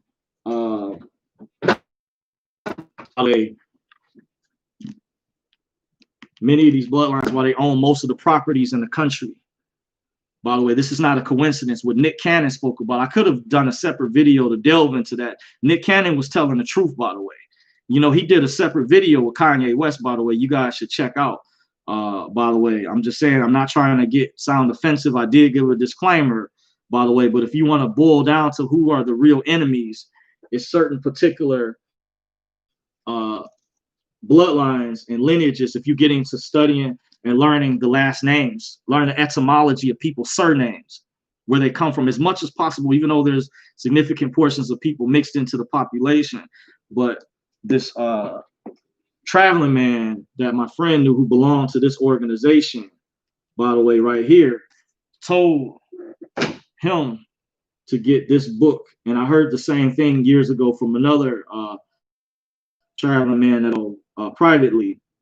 This book more so deals with the transatlantic slave trade, the families, the Jewish families, Caucasian, Hasidic Jews that participated in the transatlantic slave trade, by the way. This part 2 deals with those who participated during the Jim Crow era. And they had deep ties in with the Democratic Party, who also voted. You can look this up, do your research. They voted for the Jim Crow laws. It was after slavery. Abraham Lincoln was a Republican who freed the slaves through the Emancipation Proclamation. Frederick Douglass was a Republican. There was a reason not until the late 50s going into the 60s that many African Americans switched over to the Democratic Party. It's not that they trusted Kennedy because he was still white, but it was told to me, they felt like the African American community felt like Kennedy was looking out for Black people more so during that particular time period, by the way. This is why there was a big switch, but then again, remember, the South was Democrat, if you look at the map geographically, by the way. But it's not like this big switch. Some moved to different places geographically, but the Democratic Party had deep ties into not only starting the Ku Klux Klan, they voted for the Jim Crow laws. After slavery, the Democratic Party also tried to re-enslave a lot of African Americans, by the way. This is a fact. Look up with the Republicans. I did a previous video where some people back me section where the Republicans helped pass legislation for the 14th, 15th, and 16th Amendment, by the way, was due to the Republicans. The Democrats even went as far as in the state of Mississippi, but in general, they created the black codes. If you've heard about the black codes, it was similar to like the Jim Crow laws, but the state of Mississippi created their own black codes. That was done by the Democratic Party, by the way, in case you guys are wondering. Look up former telling you that the mainstream media, they don't, they want to make Trump out to paint him like he's the only one or the one that's racist. But it's the racism has the deep ties deeply embedded with the Democratic Party. And you can read the articles, document them before they try to remove this information, by the way, ahead of time. They will try to censor, they've already done it. So the information that is still up, that is, you want to make sure you also document this information, by the way. The Democratic Party, this is a former Governor, Jesse Ventura of Minnesota. He was also a Navy SEAL, and he participated in years ago the World Wrestling Federation before they had to change the name because of the lawsuit dealing with the World Wildlife Organization. But he was a wrestler, very famous. He had a show on True TV, reality show, and exposed many things. And he came out with this called the 63 documents the government doesn't want you to read, to let you guys know they classify and they declassify information. So there's things that happen if they try to accuse this information I'm going over as far as being conspiracy theory. Understand everything that I predominantly talk about is factually based. I'm giving you the resources to look up, to do your own homework, to do your own investigation. So you're not taking my word for what I'm saying because I'm so confident in what I'm presenting to you all. But you see, I'm showing a collection of information so you guys can formulate your own opinion, by the way. But these are things that are related. So it looks like we lost the connection, or we're losing the connection again. Let me go to my troubleshooting. By the way, okay. Okay, we're back, saying that we lost the connection for a while. So in case you guys, we lost the connection temporarily, just know it looks like they're messed. This is the first time ever, by the way, since I've gone live that I've seen the connection messed with this many times, by the way. So I'm your host, John Dorsey, at Dorsey's Resource. Make sure you hit the thumbs up if you haven't. You can subscribe to me at Dorsey's Resource. You can follow me on Facebook at Dorsey's Resource. I'm on Twitter at Dorsey's Resource. By the way, I'm also on Instagram at Dorsey's Resource _2019. And that's more backside. My Twitter is my more conservative side, by the way. I'm discussing in this video why I walked away from the Democratic Party. I'm never coming back. I'm never returning. This is a video. This is notification to all my relatives or those who might follow me. They send me all those inboxes or whatever. You'll never convince me about Biden and Kamala. There's no way, especially when Joe Biden supported, lobbied. The video was still on YouTube, by the way, where he lobbied and fought for the 1980 field, which Clinton signed into office, by the way. Things that they tried to cover up, but information has come out that Trump created the First Step Act, which helped Angela Stanton, who's running for office in Georgia, get out, by the way, become released. And she went on Roland Martin and other programs, and to me, she ethered Roland and went on the Breakfast Club and destroyed him. Phenomenal. That's another candidate I support, other than just Kim Klacik and John James in Michigan. Commend them for the valiant the effort that they're putting forth, and I feel they all deserve a chance based on information I'm just sharing. By the way, trying to look for other information I've got. I had a lot of information, guys. I don't mean to be long-winded, but I'm just going over a lot. I'm going to touch on Antifa, which I was going over. So a lot of the mainstream media, Joe Biden and Kamala Harris, hasn't condemned a lot of the violent protests that took place after George Floyd's name. Where did the money go to? That I heard that there's even some white people that think that this money was going to members of the black community. I said, don't tell me that's true. I heard that from someone.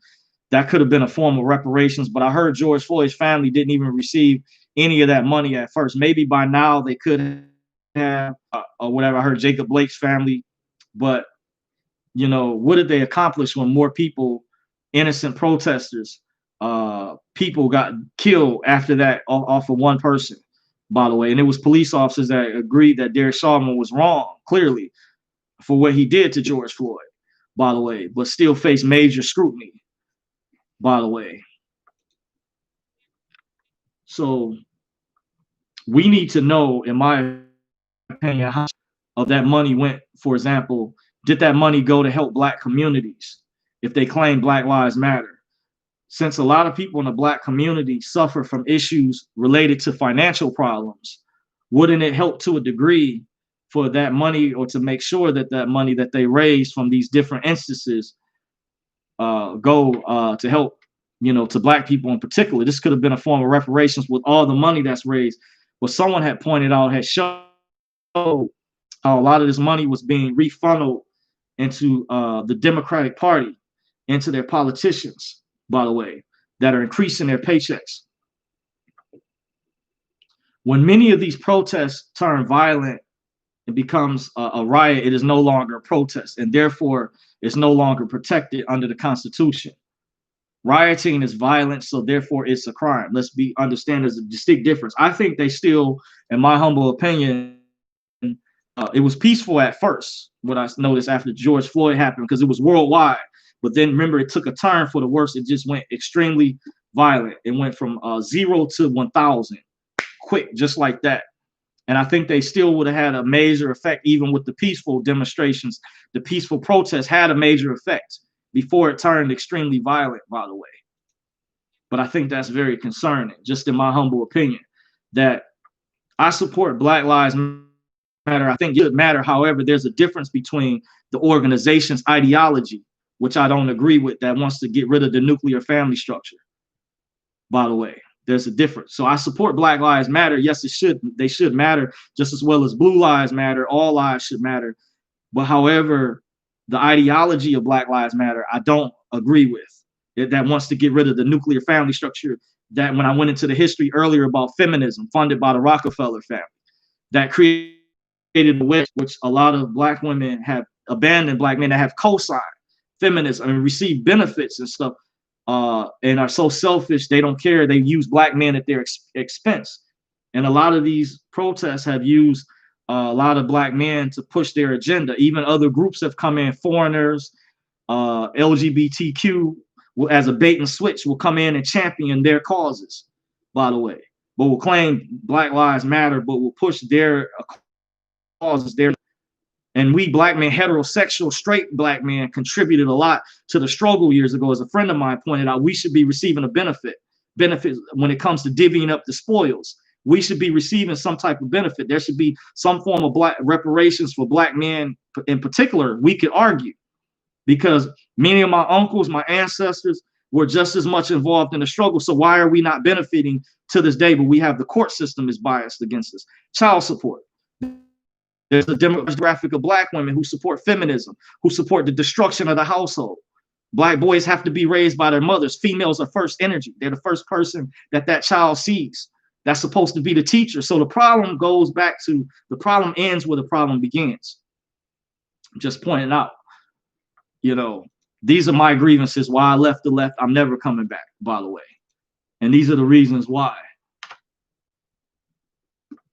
Now, let me also go over that, right? And therefore, be sure to mention, I'm not defending hate, understand this, or police brutality in any form is wrong. That's clearly wrong. A form of people being genuinely mistreated. Understand that there's a difference, by the way.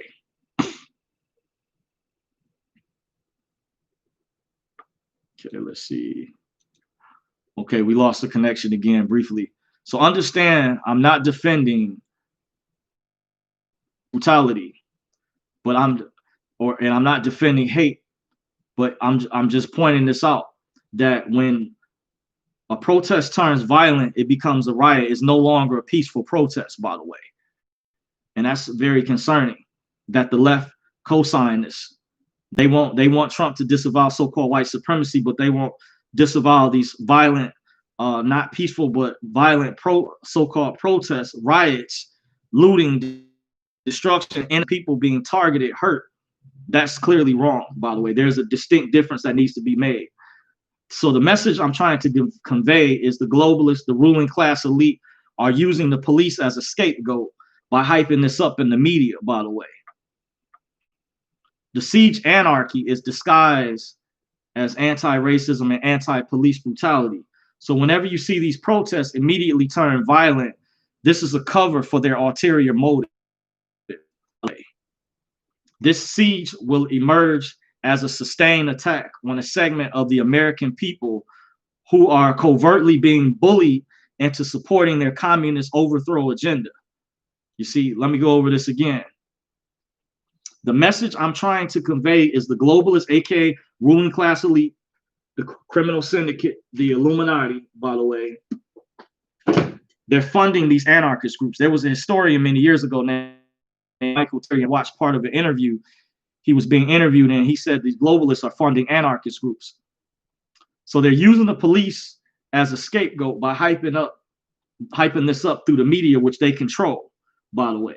The siege form of anarchy is disguised as anti-racism and anti-police brutality movements that you see so-called activists. Whenever you see these protests immediately turn violent, this is a cover for their motive, by the way. This siege will emerge as a sustained attack on a segment of the American people who are covertly being bullied into supporting their communist overthrow agenda, by the way. More African Americans die from abortion, medical malpractice, intentional or unintentional, black on black violence, car accidents, etc., versus police, hands of police, by the way. Each one of these types of instances are unfortunate instances alone kill more black people versus the police, way more, especially medical malpractice, or, you know, whether intentional or unintentional. Unfortunately, the only black lives that matter to BLM are those that they pick and choose, by the way. This is not inclusive and does not practice tolerance and inclusivity. Now, in many people's eyes, remember, the left is supposed to be inclusive and tolerant. But unfortunately, the only black lives that matter to BLM are those that they decide to pick and choose. Remember that little girl that was murdered, killed down in Atlanta, Georgia, when the mayor, Keisha Lance Bottoms, was like, y'all killed a baby in the press conference when she said that. And her father even spoke out and said that. And I talked to a member of the Black conscious community that's seen the pyramids in Egypt, that's more progressive, more pro-black than myself, has said that it's very just as important and concerning with black violence and crime, with gang violence. And if they can catch this militia group, this Wolverine militia, then this lets me know law enforcement, they have the capability of cleaning the streets of Detroit and getting rid of a lot of the crime and gang activity. If they've expended a lot of resources to go through that to catch this group. This is what a friend of mine mentioned, and I agree with him wholeheartedly, by the way. Just saying. So went over that point. Now understand where I'm once again. Black lives do matter. However, a distinction must be drawn from the moniker itself versus the organization's ideological belief. It is important to draw a distinction between the statement Black Lives Matter and the organization that created BLM. Another problem is many in the Democratic Party vote unilaterally and blindly following the party instead of paying attention to the specific issues. A lot of this identity politics. That's where they will vote for the candidate because they're the same skin color, or they look cool or whatever, like with Obama, but they don't look at his policies, by the way. What is he pushing? Is he a man of action? Is he getting stuff done? So that's another reason why I left the left. Why I'm not a Democrat. I would never go back. So when you vote blindly, you get taken advantage of because many liberal politicians are aware of this and are not being held accountable, by the way. This is why they've been able to get away with taking advantage of the black vote for years. Remember, Vice did an episode where they took a segment of black voters who were Trump supporters, and they took another segment that were Hillary supporters and asked them, by the way, and both sides agreed. They all raised their hands. You can see that it should still be on YouTube, that the black community is taking advantage of the black vote. So this is what happens when you practice identity politics and you vote blindly. You're not holding politicians accountable. especially career politicians that have been in office a very long time. That's why I said John James deserves a chance, Kim Klacik, Angela Stanton, as well as others. And that guy who's running in California, Joe Collins, by the way, support him. Very good brother. Watch him do a sit-down interview with Alex Jones. Very good interview. Check it out if you get a chance, by the way. It may should still be on band.video. You might just have to scroll back. But check out the interview. He's running against Maxine Waters. He's also a former veteran, by the way. And he talked about personally what Maxine Waters did in her district. She was supposed to be responsible for taking care of veterans when he got out of the military and he was hurt. And he sent her flowers and everything, and she just ignored him. Now he's running for office. He even had a relative who's a pastor, a bishop, and says he gets a lot of support from people because they know he's the grandson of this relative of his who I guess he has a similar background to myself. He grew up in the church and said they know who he is out there. So support Joe Collins if you can. I believe that's his name. Don't quote me on it. But very good interview that Alex Jones, he was at the studio and I believe in Austin, sat down with Alex. And, so check it out if you get a chance. That's another good candidate I would support, definitely. Hattori Hanzo says, greetings to you, Hattori. Thank you for joining, by the way. So I went over what happens when you vote blindly, you get taken advantage of because many liberal politicians are not held accountable. The left also, another problem they do, the left encourages the worst behavior in people while the right encourages the best behavior from African Americans. Whereas the left, the Democratic Party promotes deviant and bad behavior. In many cases like Netflix, which is liberal control. Netflix also lost a lot of subscribers due to that Cuties film. Remember, the left support stuff like this. Remember, someone in the chat section of this video earlier on pointed out how they support this correlates to that sex trafficking stuff with Hollywood, the entertainment industry. So let me repeat this again. Whereas the left promotes deviant and bad behavior from African Americans, the right encourages best behavior, better, type behavior. When you look at their policies, the left wants to get rid of the nuclear family structure. Why did BLM remove what they removed from their website, their ideological belief? Why is that? You have to question. Leftist attorney generals like to say no one is above the law.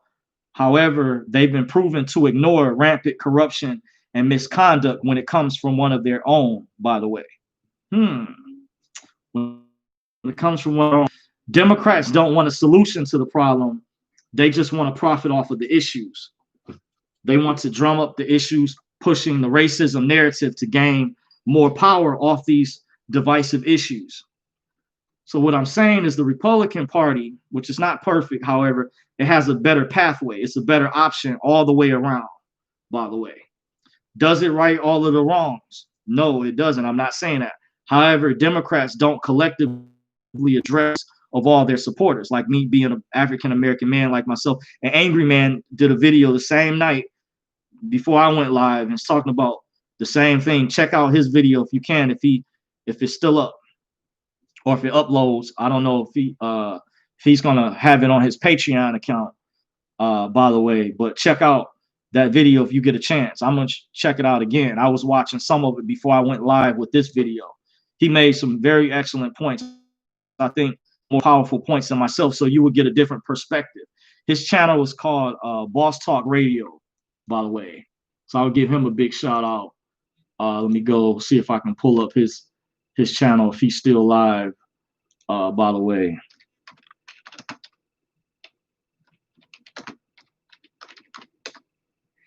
His channel's called Boss Talk Radio.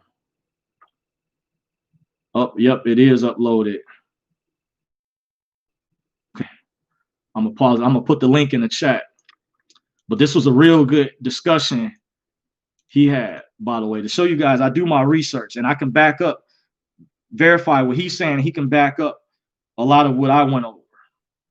I'm going to post the link in the chat section. Welcome to subscribe. Tell them if any of you all out there already know who he is, tell them Dorsey sent you, Dorsey's Resource.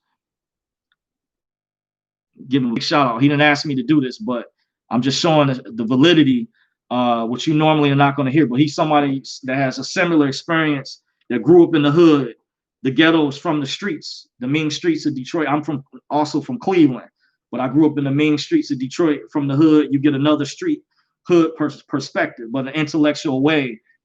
And he goes through similar things. He explained about his mother, similar to what I mentioned when I speak about my relative and other people who send me all that stuff to try to win me over to the Democratic Party, to Kamala and Biden, which I never would.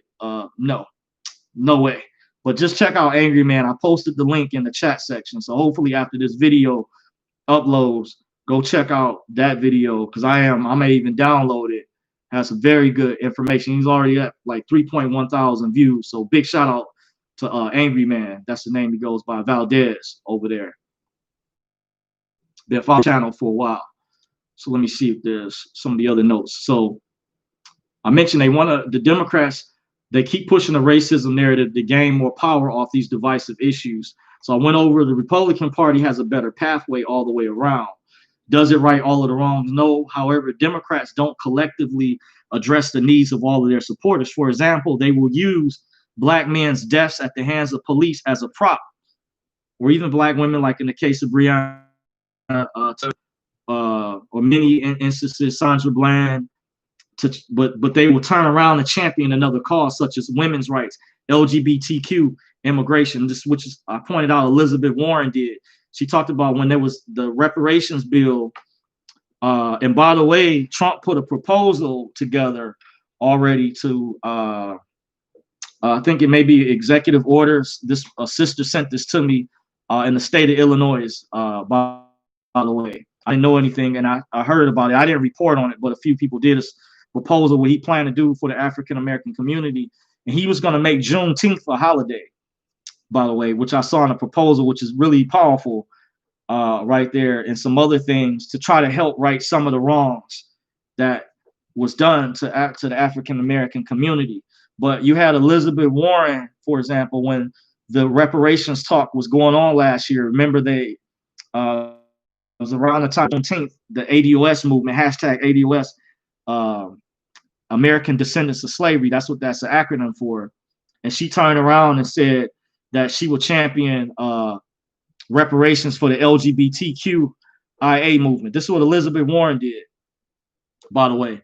So they will use Black men, heterosexual Black men did a lot to fight for these rights in the movement, by the way. Straight heterosexual men. I just want to say, years ago, even though they'd say this, Martin Luther King's friend Bayard Rustin was gay, but and another thing I want to let you guys know, I'm not trying to bash gay people or nothing like that.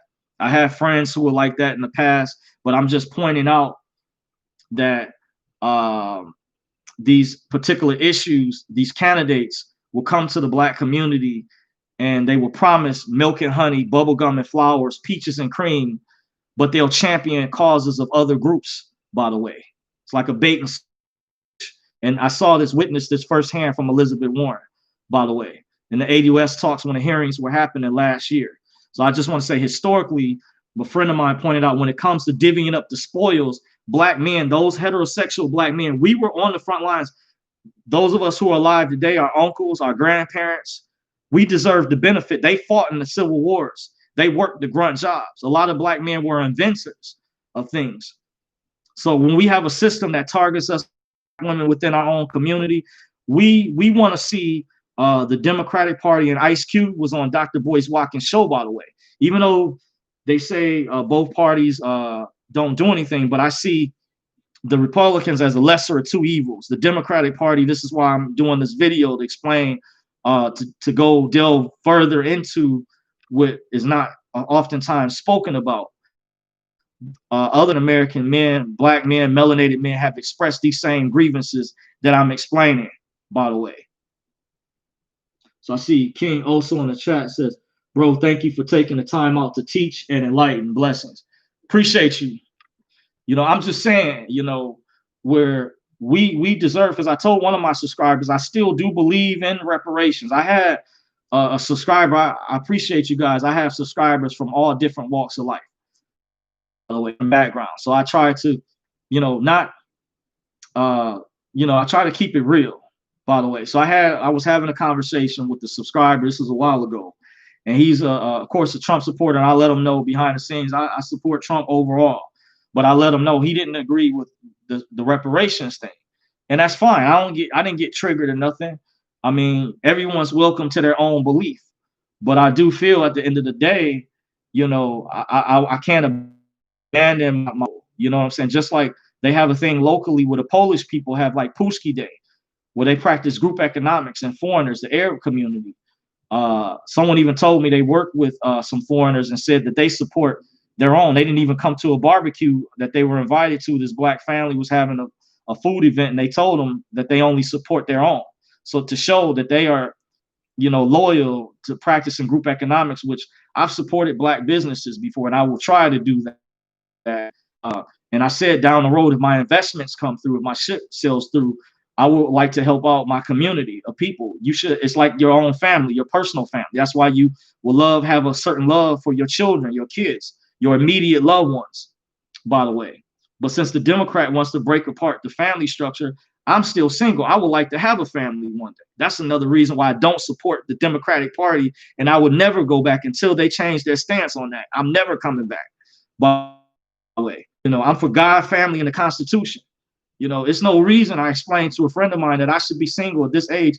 Even foreigners, people of other cultures, make sure their kids, they arrange their marriages, by the way, too. We don't have that like the way our culture is set up over here. So, we have to figure out a way, those of us who are still single, and it's a large proportion of African-American men that are eligible, like over 50%, that are still single with no children, by the way. And because we have, unfortunately, a lot of our women, I'm just being frankly honest, they support thuggos, the Pookies and Ray Rays, a lot of the criminal archetypes, by the way, they put them on a pedestal, by the way. Like a lot of the drug dealers, and remember, innocent people get killed dealing with stuff like that, by the way. I'm just saying, I'm not knocking what a person is trying to do to survive. I do get that, but understand you have to deal with consequences that also come with that too, when you based off the different decisions you make in life, by the way. Because I was presented with those same temptations as Principal Elizabeth Dozier said when I watched from that show Chicagoland, by the way. I saw a short video where she interviewed, I guess, one of her former students. She went to see him in prison, by the way, and she said she wanted to make sure that he may have been part of a program that she said you will be faced with those same temptations. So I was faced with those temptations many years ago when I was a lot younger, but I had to wise up and take heed that this lifestyle will take me down the wrong path. So we as African Americans too, we have to be responsible and be honest. So I have to get our own race, our own ethnic group as a people to stop making excuses too for these people who commit these violent activities or involved in gang activities or put them on a pedestal. So black people have to find shows like Empire, Power. I'm not trying to hate on 50 Cent. He's a great businessman. I'm glad to see that. But at the same time, we have enough drug dealers, sports athletes, entertainers. We need more black doctors. We need more black scientists, more black entrepreneurs, inventors. Black people are not passing down generational wealth. And because of what the Democratic Party does with the welfare system, the entitlement programs in a form of control and pushing victimhood is compatible. You see that you have. So that's why, as doing this video, I'm explaining the ties to the left, the Democratic Party, why, I see more opportunity from the right, by the way. Just sharing my opinion. So I see some more people in the chat. Sandra Week says, amen. Thank you, Sandra Ashe. Sandra Week says, that's right. Everything has consequences. Appreciate you for that. By the way, you guys are welcome. If you agree with what I'm saying, jump in the chat. Let me know.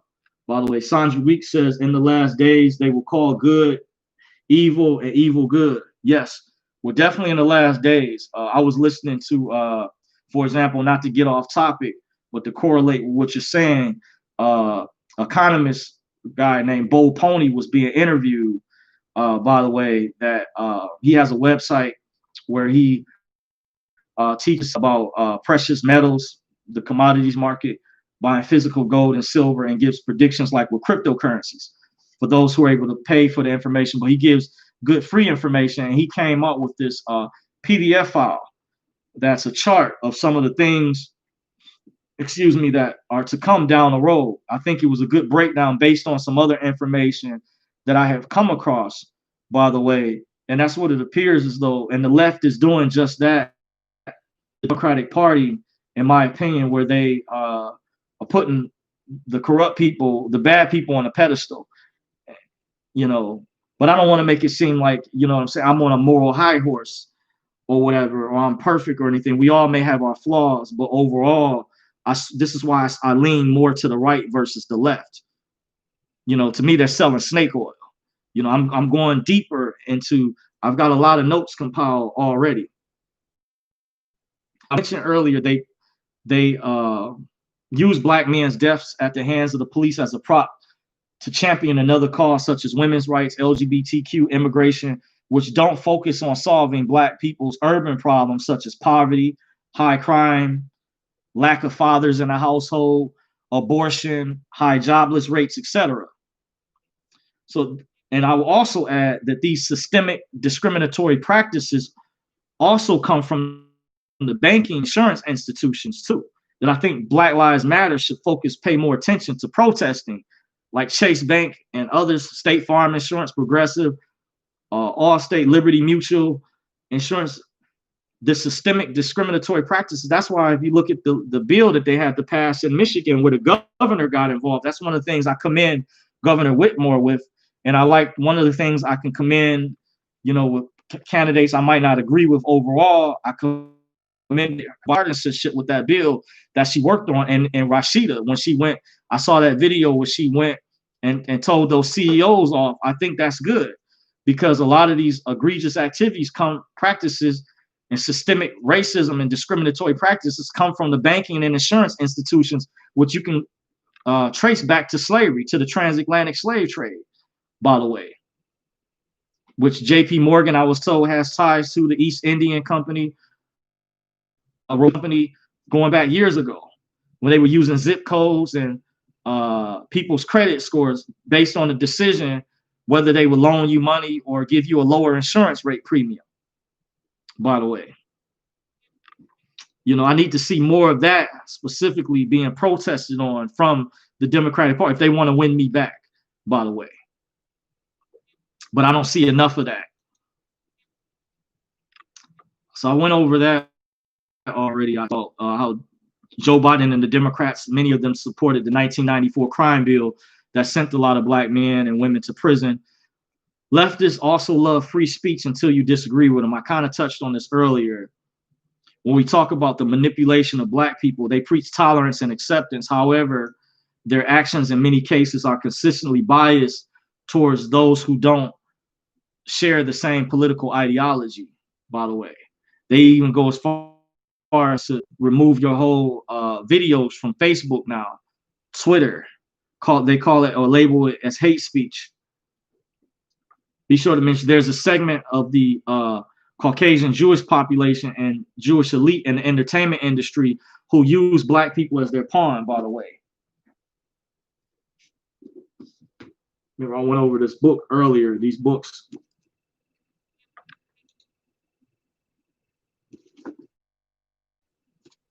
This one deals with the transatlantic slave trade. This one deals with the Jim Crow era. And this book also talks about their connection with this organization. This book, if you can still find it, just to back up the notes that I'm reading from, by the way. These people are also so smart that they know they don't have to cater because they know that they've got a lot of black people, African Americans in their pocket are controlled. As one elder told me, he's seen the pyramids in Egypt. He's a historian. He said many of us black men have been made obsolete because the Democratic Party has ignored us and they promoted feminism and things and put the women on top and a pedestal, by the way. I'm just saying. So that's why I see these things fixed. You cannot convince me to come back to the left. No, I'm gone. That's why I walked away. a long time ago. Even though I'm not a registered voter, there's no way you can win me back with certain issues. I need to see these people who inbox me this stuff. I need to see them change their ideology, and the information I'm going over proves this. I want to see Maxine Waters, Nancy Pelosi, the Obamas, the Clintons, etc. I want to see their actions just like they request Trump's, by the way, because these people became millionaires while working in government. Remember, Trump made his money in comparison. Trump made his money off of hotels, resorts, real estate, casinos, golf courses, etc. before he even took office. These Democrats came into office with significantly lower incomes, yet when they left office, they became multimillionaires. That's called corruption, by the way. This is called corruption. I personally see this mostly coming from the Democratic Party. When I compare the lesser of two evils or the better option, two wrongs don't make a right. However, corruption has been a more rampant problem in the Democratic liberal controlled communities in comparison. Another thing, the left, there is no middle ground. For example, if you go offer an opinion outside of their party narrative, they will vilify you, blacklist you, etc. This is coming from the left. Democrats don't allow party members, registered voters, to support causes not backed by their socialist communist agenda nowadays. Another example, if you don't support BLM, LGBTQIA, immigration, then without evidence, they will accuse you of being racist, homophobic, bigot, xenophobe, etc. If you're black, they will even go as far as to shame you even more, because establishment members in the black community, they say certain establishment members in the black community, people of secret societies, Boule, I posted that link from Steve Coakley earlier, check that out, by the way, allow these issues to take precedence over the major issues affecting the black community. As I mentioned previously, the problem is coming from also the black boule establishment people who work these political campaigns and make money off the other issues that truly don't address the needs of black people, by the way. They're neglecting. Kim Klacik kind of addressed this, by the way, when Elijah Cummings was allotted over $20 million by Obama's administration that was specifically supposed to go towards the blighted homes in Baltimore and the homeless population. And there was one other thing. And where did the money go? But you still see that she wants to help fix the blighted homes down there, because this has been even a big problem even in Detroit, where they had activist groups help gather people to board up homes as kids were going to school, because there was a problem with girls and stuff being pulled in abandoned homes, being raped and stuff like that. Just sad. And I'm not saying that that takes away from what Elijah Cummings, commended what he did maybe during the civil rights movement and things, but years later they took money from George Soros and got lazy and stopped helping the people, you know. And these are things that's got to stop, by the way. And then you had like former mayor down there got indicted. You think that's by coincidence? And this happens in a lot of liberal cities, and I've seen the corruption firsthand here in Detroit, by the way. So this is not a coincidence. Sandra Reese says it should be called telling the truth speech. Carlos Rivers says, very smart, Cookie, thumbs up. Appreciate you. Sandra Weeks says backroom deals. Yes, you are correct. I agree. You know, these obvious groups. Another thing with black folks is still no centralized leadership for the overall black agenda. One of the #1 issues in the black community is fatherless homes, abortion, and black on black killings. Black Lives Matter has recently raised over $300 million, well over that amount. And you have to question, has any of this money gone to help black people or the black community? Where has it gone? They need to account for that. If they want to see Trump's taxes, we need to account for where's that money from BLM going. All the money that George Soros and others pours into these groups, they could use that money to assist poor black families paying their utilities, property taxes, rent, college tuition, student loans, car notes, etc. All the money, 100% of the donations to BLM should go directly to black communities in need. Now they stay silent when children across the country gunned down by thugs but then they'll riot when a thug gets shot and killed in some instances after opening fire on a police officer. This world is so corrupt and ass backwards, don't you think? When people speak, for example, a lot of them are also knocking the church, but I defend the churches in some instances. When people speak of the church not elevating the Black community, you do have to look at, do have food banks. Some churches have sheltered people who are homeless. They host major funerals. They also played a critical part during the civil rights movement of the 50s, 60s, etc. So just something to keep in mind, because some activists have gone so off ham that they knocked the church. I know it was used as a tool during slavery too, by the way, but at the same time, you shouldn't totally knock the churches, by the way, the ones that do try to help.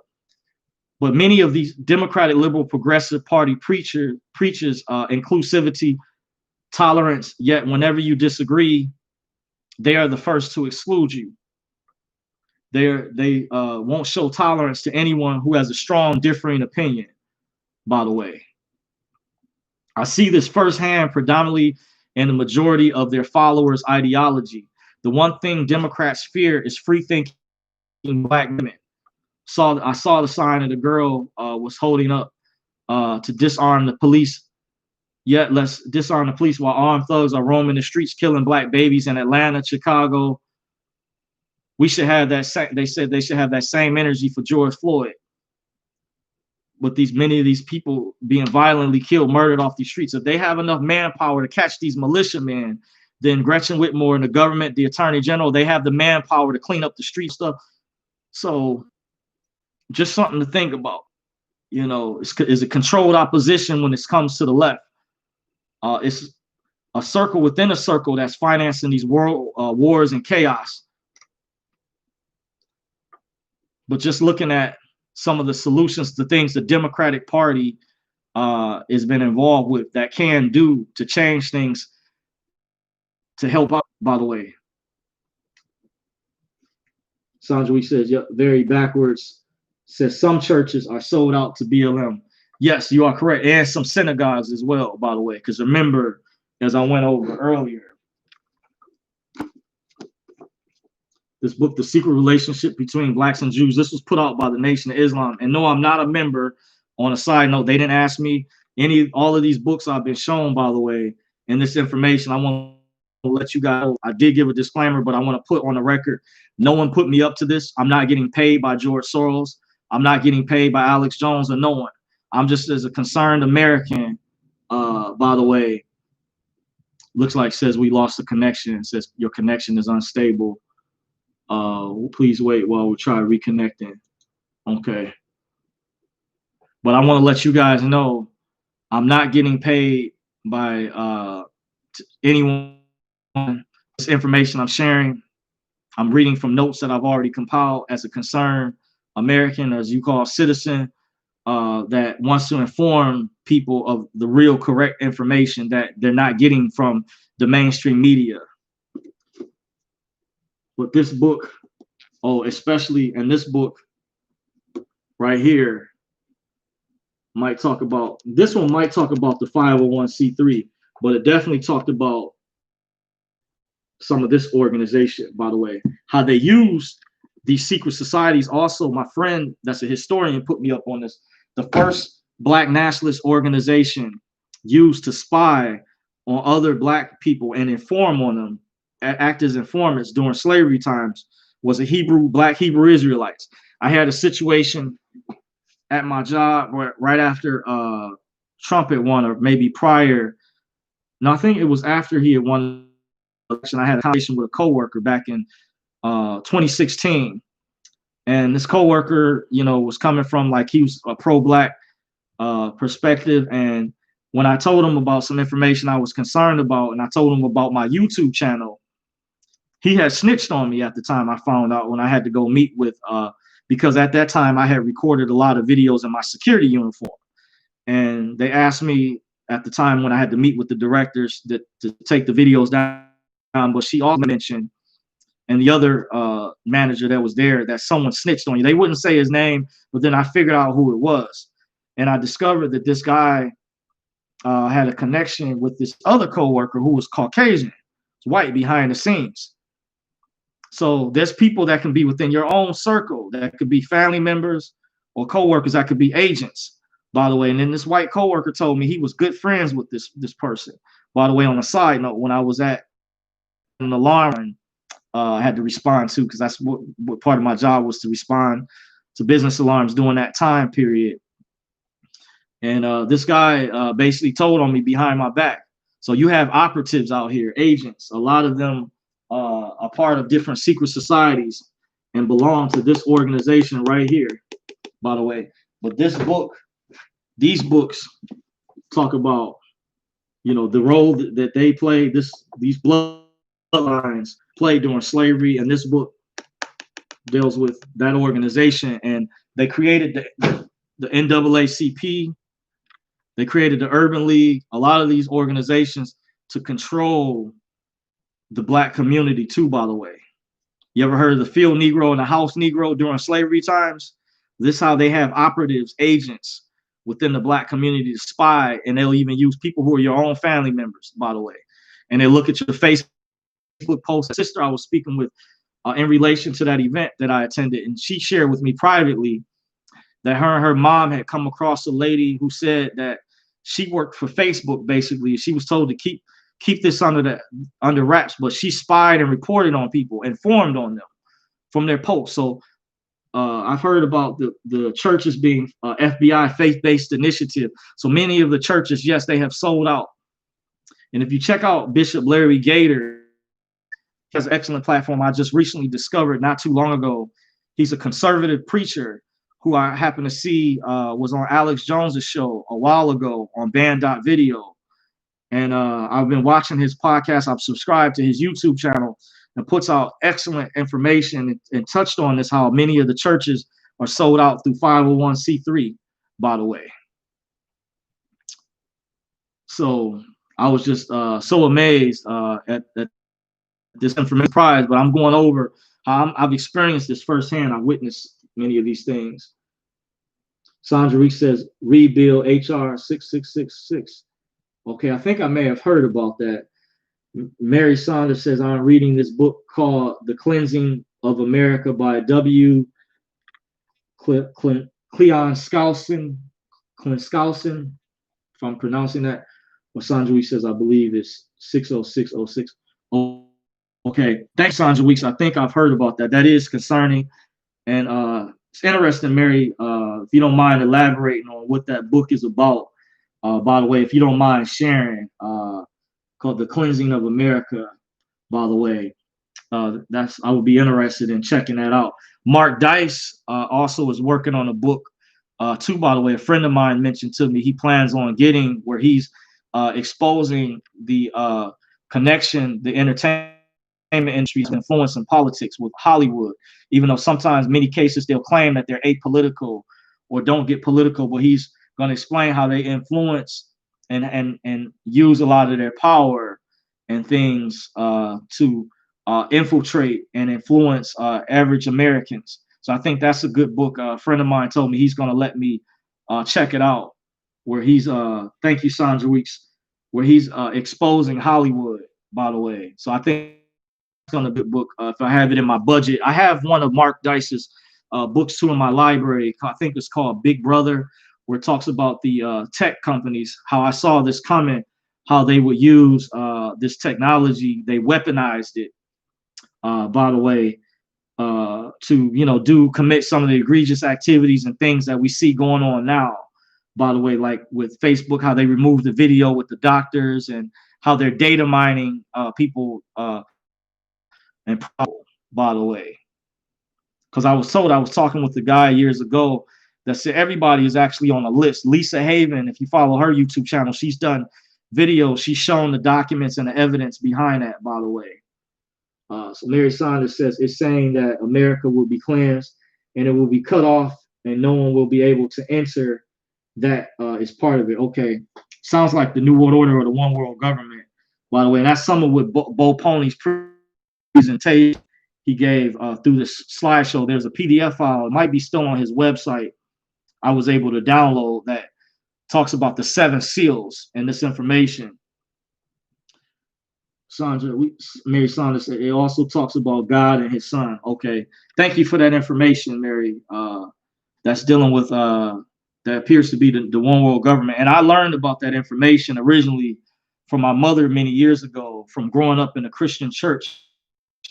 Well, the guy who wrote this book, and I had to order a second version. This is actually a second copy. The original copy I had of this book, William Shinoblin autographed it for me at this Bible Prophecy Club event that I attended in Michigan, by the way. And this book opened my eyes to a lot of things. He was a former member and talked about the connection to Satanism and how one of his mentors was one of the elite men in the world, was one of the members of the ruling elite, by the way. And I remember my mother telling me about this meeting. I was interested because that's how I was drawn into the New World Order stuff. But I believe I've gone a step further in investigating and researching this type of information than she has. By the way, I think she's still drinking the Kool-Aid because she sent me the message when she texted me about that arrest that was made with these so-called militiamen in Michigan, that she was watching some stuff on CNN. And I'm like, don't tell me you're buying the Kool-Aid from CNN, the News Network, some call it MSNBC. I can still watch those shows, but just understand that they're pushing a narrative that's not going to go as in depth with the information that I'm covering. By the way, someone even showed an old clip how many years ago, a clip that they removed, you can't find it anymore, where Don Lemon talked about things that African Americans needed to do, but he won't talk like that anymore because they've shifted. The narrative has changed to show how they're hypocrites. So he talked about, Black Americans needed positive messages and things of this sort, but they removed this clip years ago. By the way, I don't remember all the information. Sandra Week says the Book of Revelations, Daniel, Ezekiel. Okay, yes, I'm familiar with, definitely. Mary Saunders says even though the New World Order wants it to be one way, that is not what the Bible says will happen. Okay, yes. But it is very concerning, and I feel from what I can clearly see from my observation, it appears to be the members of the ruling class elite, the criminal global syndicate known as the globalists, the also known as the Illuminati, are using the Democratic Party to push the Green New Deal, which is part of Agenda 21, sustainable development. By the way, they're pushing these agendas and they're using the Democratic Party. And as I kind of addressed earlier, they're using the agenda with the police and these activists as a scapegoat. They're using it as a cover for their ulterior motive to bring in a socialism and communism overthrow. And they use this in other countries, by the way. Soros was even banned and kicked out of other countries too, by the way. He used some of these practices when Ukraine was, the Ukrainians wanted to break off away from the Russians years ago with that Crimea situation. They study the demographics of the people that live in the area, by the way, like the Orthodox people or whatever. I heard that Soros, they have these actuaries, they study these different groups so they can pin them against each other. So keep in mind that the Hegelian dialectic, they create the problem and come up with the solution. Problem, reaction, solution. In order to have peace, they create the chaos. They cause chaos, by the way. Hegelian dialectic. So they do this in other parts of the world. I even had a guy that is a foreigner who worked on my car, I won't say, at a particular auto shop that I've gone to for a number of years to have my car worked on. And he showed me the video that I'm now seeing take place these years later with the violent riots that took place after the George Floyd murder, the killing.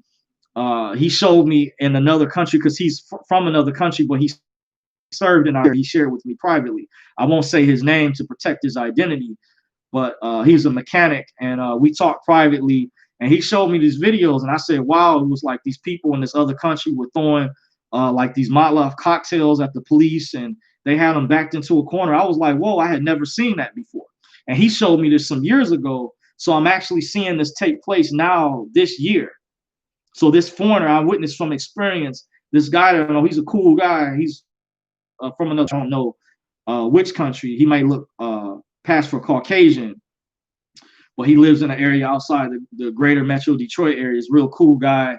I asked him about the COVID situation, what his opinion was. He gave me, by the way, said for population control, I think there's different angles, perspectives people have, but he showed me video footage of what I see was going on this year. So it's like prophetic in a sense, by the way. It's amazing. You know, I have sources in different regards as I present this information to you all. Sandra Weeks says, wickedness in high places. Mary Saunders says, yes, Sandra. Yes, I agree. You guys are right on point. I studied Bible prophecy because many years ago, my mother used to get those comic books they had from the Bible bookstore that had the 4 horsemen that talked about the apocalypse, the New World Order, the Antichrist, and things of that. So my friend who studied eschatology and studied into the occult explained to me deeper about the Illuminati, by the way, how the Bible, the book of Revelations is also the book of Apocalypse. This is also like their playbook, by the way, they use to go along with their agenda. So they have a lot of this stuff pre-planned. And remember, Pastor Lindsey Williams said one of his elite friends, the one that survived in touch with him after his other elite friend died, Ken Fromm, by the way, the other guy he was in touch with, sent him an email. He said after Trump won, he said he sent 2 words in the email and said that God intervened. By the way, that you can look up Pastor Lindsey Williams. He covered that again. He has a newer video out that's supposed to talk about what they're planning before November 3rd. So I don't know if he's still in touch with that elite friend. It appears as though he doesn't give as much information as his other elite friend, Ken Fromm, did before he passed away, by the way. Sandra Weeks says, y'all telling the truth tonight. Mary Saunders says, I'm also reading Behold the Pale of the White Horse by William Cooper. Okay, yes, I've never read it, but I've heard that's a good book, by the way. And they targeted him many years ago. He was a former veteran, and I think he worked with Navy intelligence, by the way. That's where he got some of his experience from. Because I have friends who are former military, and what a lot of people don't understand, they get secret security clearances, so they're told things that are not privy to the rest of the population or the general public. By the way, I was watching Marfugal news channel, and one of his listeners was called in and mentioned how he knows someone who's a pastor who has a friend who's a contact within the military, told him some things that the military or Homeland Security is preparing, that they expect there to be some riots or things leading up to this election, and I guess thereafter, and they're getting prepared for that. They're already aware that you can clearly see that this is building up, the way the media, the mainstream media, is hyping up the division too, by the way, because that's another thing. If you fall into that the left-right paradigm, you fall victim. But it's the ruling class elite are using the Democratic Party more so, which is more egregious with the crimes they've committed, versus the Republican Party. By the way, they're using them as a tool, but the media is hyping up the division, by the way. So you have to watch that as well, where they're trying to incite violence and a race war and tensions behind different sides that disagree with one another. The mainstream media, liberal control, progressive media, is hyping that up.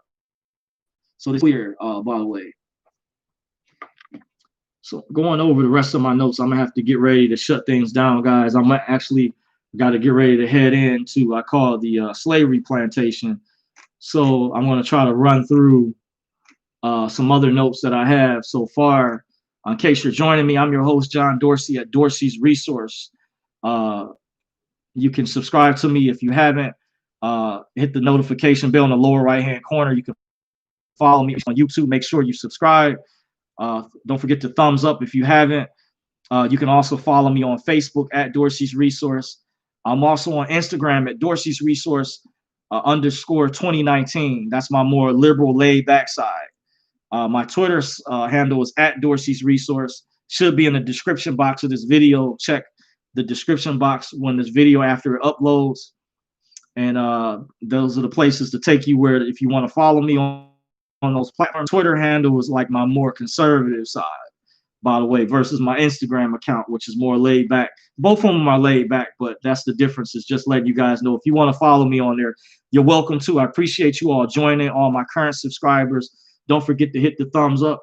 Big shout out once again to Currency 365, who joined earlier for the super chat. Go subscribe to his channel if you haven't.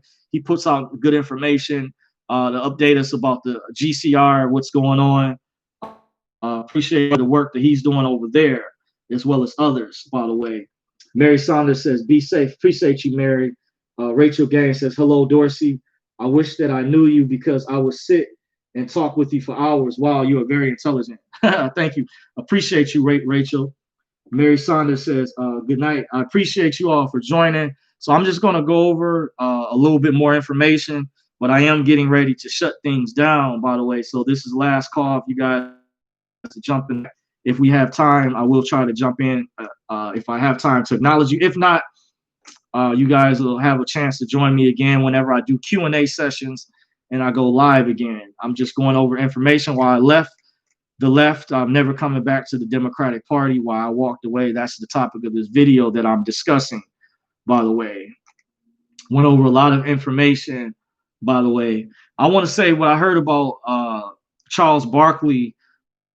I want to mention, because I heard he spoke on a Breonna Taylor situation. I agree with Barkley. What I've liked is that he keeps it real. He's spoken the truth throughout the years. And some people, not all, get triggered by what he said because they're emotional, caught up in their feelings. But the facts of the case is the police didn't use the no-knock warrant they had access to when they served their warrant. Kenneth Walker, Bree's live-in partner, shot at the police, which caused her to get killed. I heard originally, and he also blamed, I forgot about this because I did hear this when this didn't have a lot of attention at first before Hollywood actors and stuff jumped on this. This was actually reported on that he actually blamed Breonna Taylor for shooting at the police, and then he changed his story in a while. So, and that was just come out recently, but I heard about that originally earlier on. That was reported on, believe it or not. Her name was also listed on the warrant. It is sad that this happened, but the police were justified jury's evidence, information. You know, they try to be fair and unbiased as possible. It's just many of these cases have become politicized, but she helped facilitate a trap house for Jamarcus Glover, this other guy, Kenneth Walker. There was also a guy that was murdered in a car that was rented in her name, by the way, which is oftentimes not brought up. Black people have to stop glorifying this criminal street life thug culture, by the way, which is one of the reasons in order to see Black liberation, Black people are going to have to stop uplifting people who are involved in these type of activities and things, and listen to people that bring real solutions to try to help and to solve the problems that are really going on. Whereas I mentioned earlier, Democrats don't really truly want to solve the problems. They just keep drumming the issues up with racism. Remember, they've been holding many candidates have been in office for. Why now have they not done anything to change these situations that have happened? They could have what the 8 years that Obama had. What did he do specifically for Black people? He went out of his way to help the LGBTQIA community.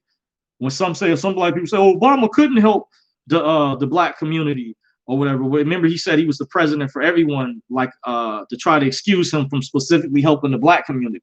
Why don't enough Black people question number 44 on why didn't you do more? But he also increased reparations for the Jewish community for something that happened in another country, by the way, the Hasidic Jews, the Caucasian Jews, by the way, for something that happened overseas years ago, but you still never passed reparations for your own people who gave you over 90% of the Black vote to help you get in office your first go around.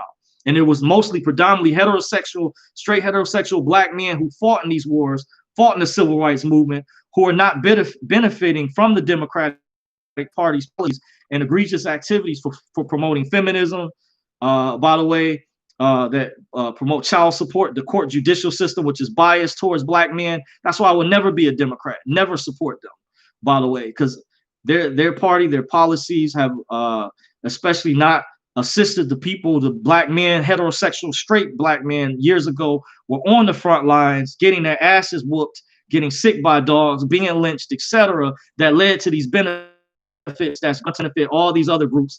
And these Democratic candidates will come in and champion other causes for these other groups out there.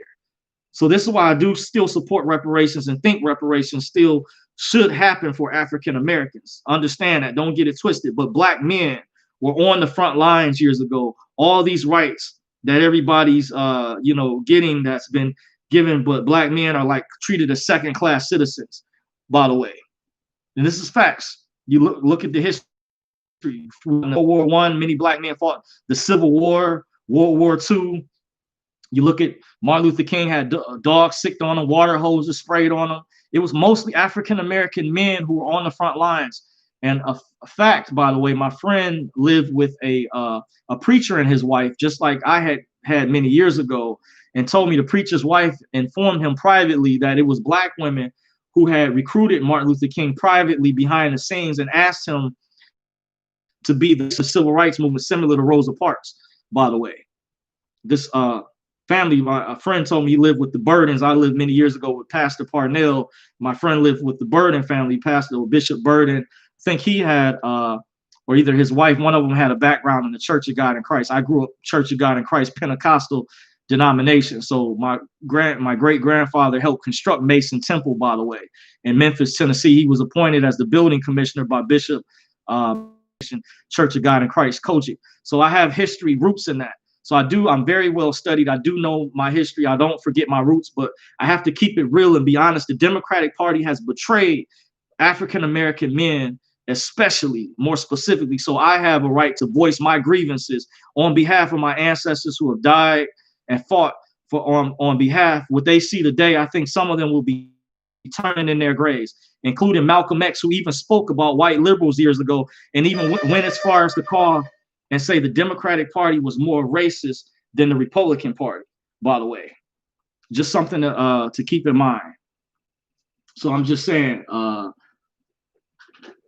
going over this information, if you get, guys, in case you heard in the background, somebody hit buzzed my alarm.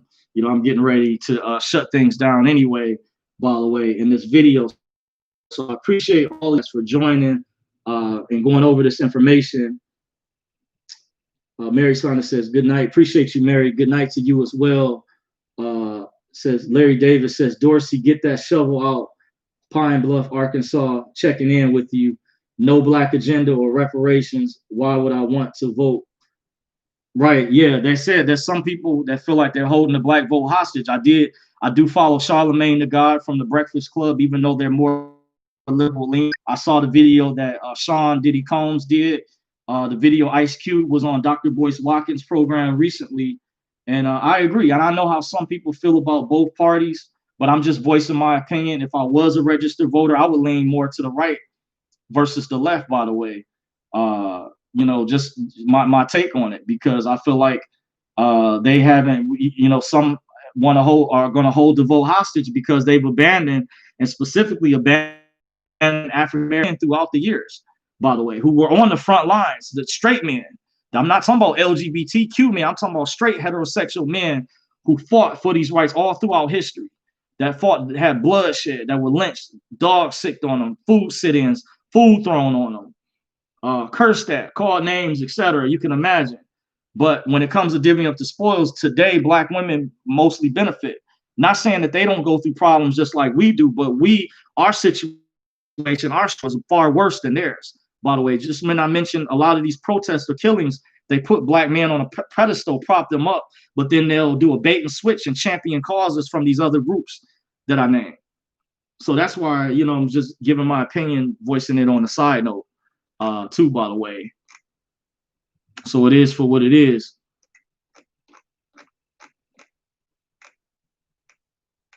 Let me see, going over. Okay, well, guys, that's my time. Pretty much, I still had some more information. I covered quite a bit.